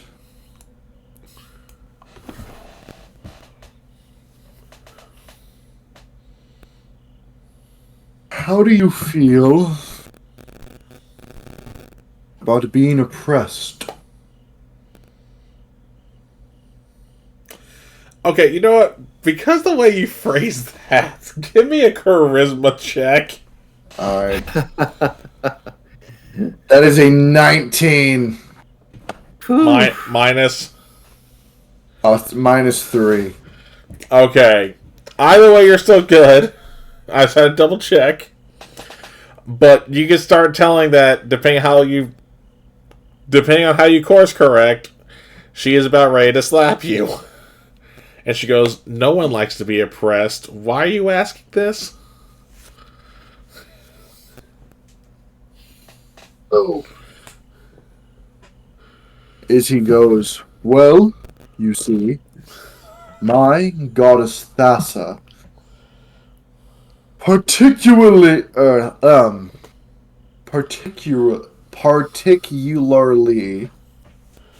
happens to hate oppression. In fact, she advocates for the revision and overturning of any institutions that might oppress one's individual self, so long as they give praise to her in return.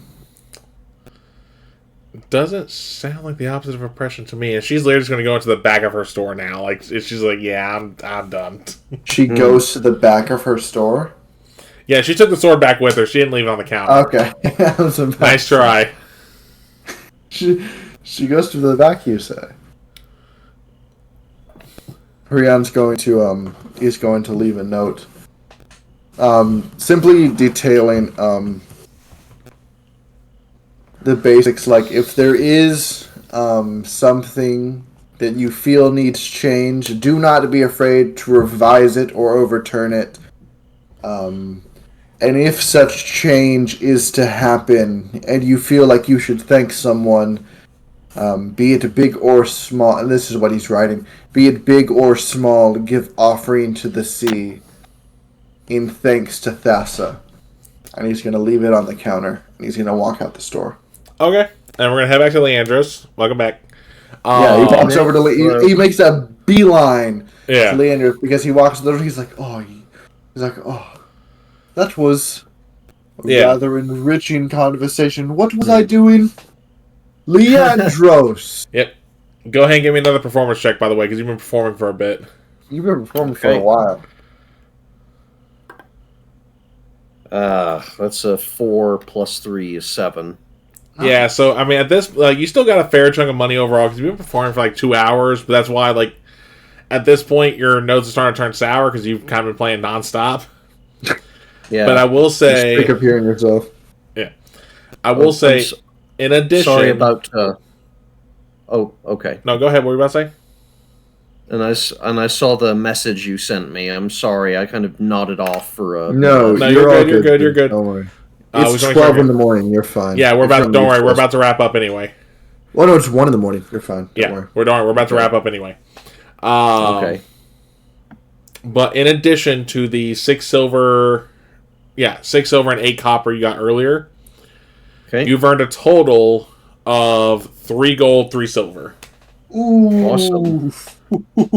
Because this has been a lot of silver and copper tossed at you, and even at the end, when you start notes turn sour, they still toss copper, but it's mainly a whole, hey, can you just go now type deal, because that's how sour some of the notes were. That is 15 days worth of rations.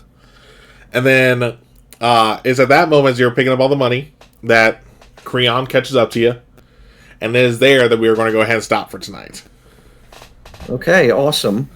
So, one, thank you for everyone who came out and watched. Really appreciate it. We will be back again in 2 weeks as we get to see them continue on toward the rivers to find who they've been sent to find to help start their initial quest. But we're going to go ahead and go around, say who you are, who you played, and what do you think the gods are hoping for you to find, or not say what, but who you're supposed to find on the other side of the rivers. We're going to go in reverse order, so Leandros. Okay, so like I said, I am Miles, aka Turquoise Bard, and I played Leandros the Bard.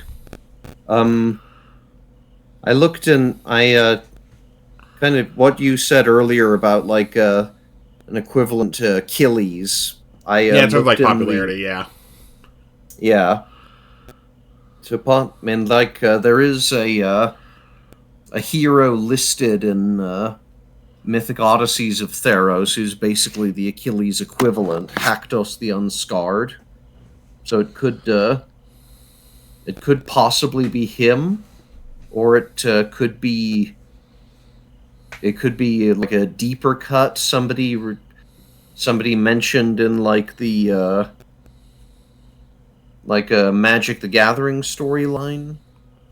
So I really don't know what to expect. Okay. So, and then and also if you do anything social media wise, if you want to share that where people can find you as well, I did forget that part. If you want to.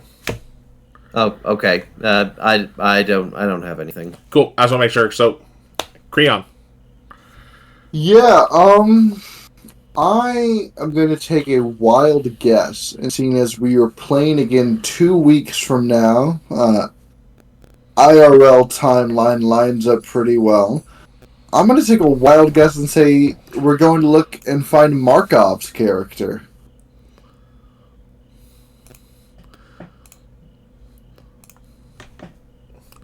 Oh, maybe. Maybe. All right, but again, who you are, who you played, and where we can find you. Yeah, no, once again, I'm Will Monkey Boy. I play Creon. You can find me on Twitch at M0NK3_BOI, Monkey Boy, or on YouTube at, let me check this, because I recently found out that it's different. It's Monkey Boy 2548 is the full username. And I will hopefully be changing that by next session. But yeah, just MONKEBOI, Monkey Boy 2548. Alright, cool. And again, I am Kel, also known as the Celtic Wyvern King. You can find me on Twitch and TikTok under the same. You can find me every other Wednesday, though soon to be every Wednesday once we get the other show up and running. Here for either this campaign, a God's Challenge, which is a D&D 5e campaign, or on the opposite weeks, it will be a Surge TTRPG campaign called Honor Regained, where a Special Forces team has essentially been burned by their government, and now they're on the run, and they're trying to figure out, who framed them. You can also find me every Monday over on Halfling Wizard Productions for either Wingriders of Aria, which we actually just had this previous Monday, or Orlea Origins, which will be this upcoming Monday. Aria is a Surge campaign, so if you want to know more about that, definitely check us out for that. Orlea is a 5e campaign, where I gotta play a bard myself. Who, and as far as his homebrew world is concerned, my character's now the reason bards are known for being naked half the time, because I keep losing my clothes on accident. It's not on purpose, but he's still known because of it. Anyway. The lucky lecher of D&D. Yeah. Again, he's not willingly getting naked. It's just he's getting drunk and or magically his clothes disappear because anti-magic swaps. Butt naked. Every other Thursday, you can also find me on Halfling Wizard Productions for Reign of Vecna, where I play a Reborn Goliath Redemption Paladin. Try saying that 5 times fast. Every other Friday, including this Friday, you'll find me back here for our Stargate 5e campaign, where my party gets to go up against a Lake Placid-sized gator, trying to use a goat and C4 to kill it. And yes, you heard me right. Opposite Fridays, though, you can find me on Dinner and a Game for a Walking Dead TTRPG called Jazz Funeral, where my character has the worst luck possible. I literally 3 rolls in a row, did not succeed on the initial roll until I pushed it, and I even rolled the same on the last one I did. I rolled the same number of physical dice, did not succeed there either. It is in the VOD. You can watch for proof. I even apparently cursed someone else's dice. I believe you. And again, if you like what you saw, make sure to hit that follow button. We are so close to 100 followers. I'm going to try and figure out something to do there for when we hit 100 to celebrate. We do also have our brand new merch store, which the link is in the chat there as well. How about this? I will make a thing. If you get Celtic Wyvern King to 100 followers, I will follow back for every follower past what he currently has to follow you guys back. Well, I'm also I'll do a follow for follow. Yeah. And more than likely what I'll do is probably a swag bag, but I want to think of something special to kind of throw in there as well. Because again, we do have this new merch. I actually have one of the shirts ordered for myself, so I can help showcase that. And right now it is channel specific stuff, so it's mainly just my channel logo. But as we do more with these campaigns, hopefully we get some more channel specific merch. I mean, who knows? Maybe I'll come up with something for the what was the line that was said earlier? Where is it? The I'm a connoisseur of tail. Maybe come up with something for that. A connoisseur of tail. Or especially in my Stargate game, we actually had a great moment where our medic of the group said, "I'm not mad. I'm disappointed." Because, oh god, that hurt. But with that being said, we will see y'all next time. Make sure you stick around as we raid another creator. When we raid, do make sure to give them a follow if you like what they see. It's always nice to help follow people to show you love their content. Same with subscribing. Oh, I did forget that. Remember, if you have Amazon Prime, you do get 1 free Prime sub a month. So whether you give it to me or someone else, cool. Just let you know you have that so you can use it. Because might as well. Yeah. With that, we'll see you next time. See you next time, everybody. Thank you for coming. Guys.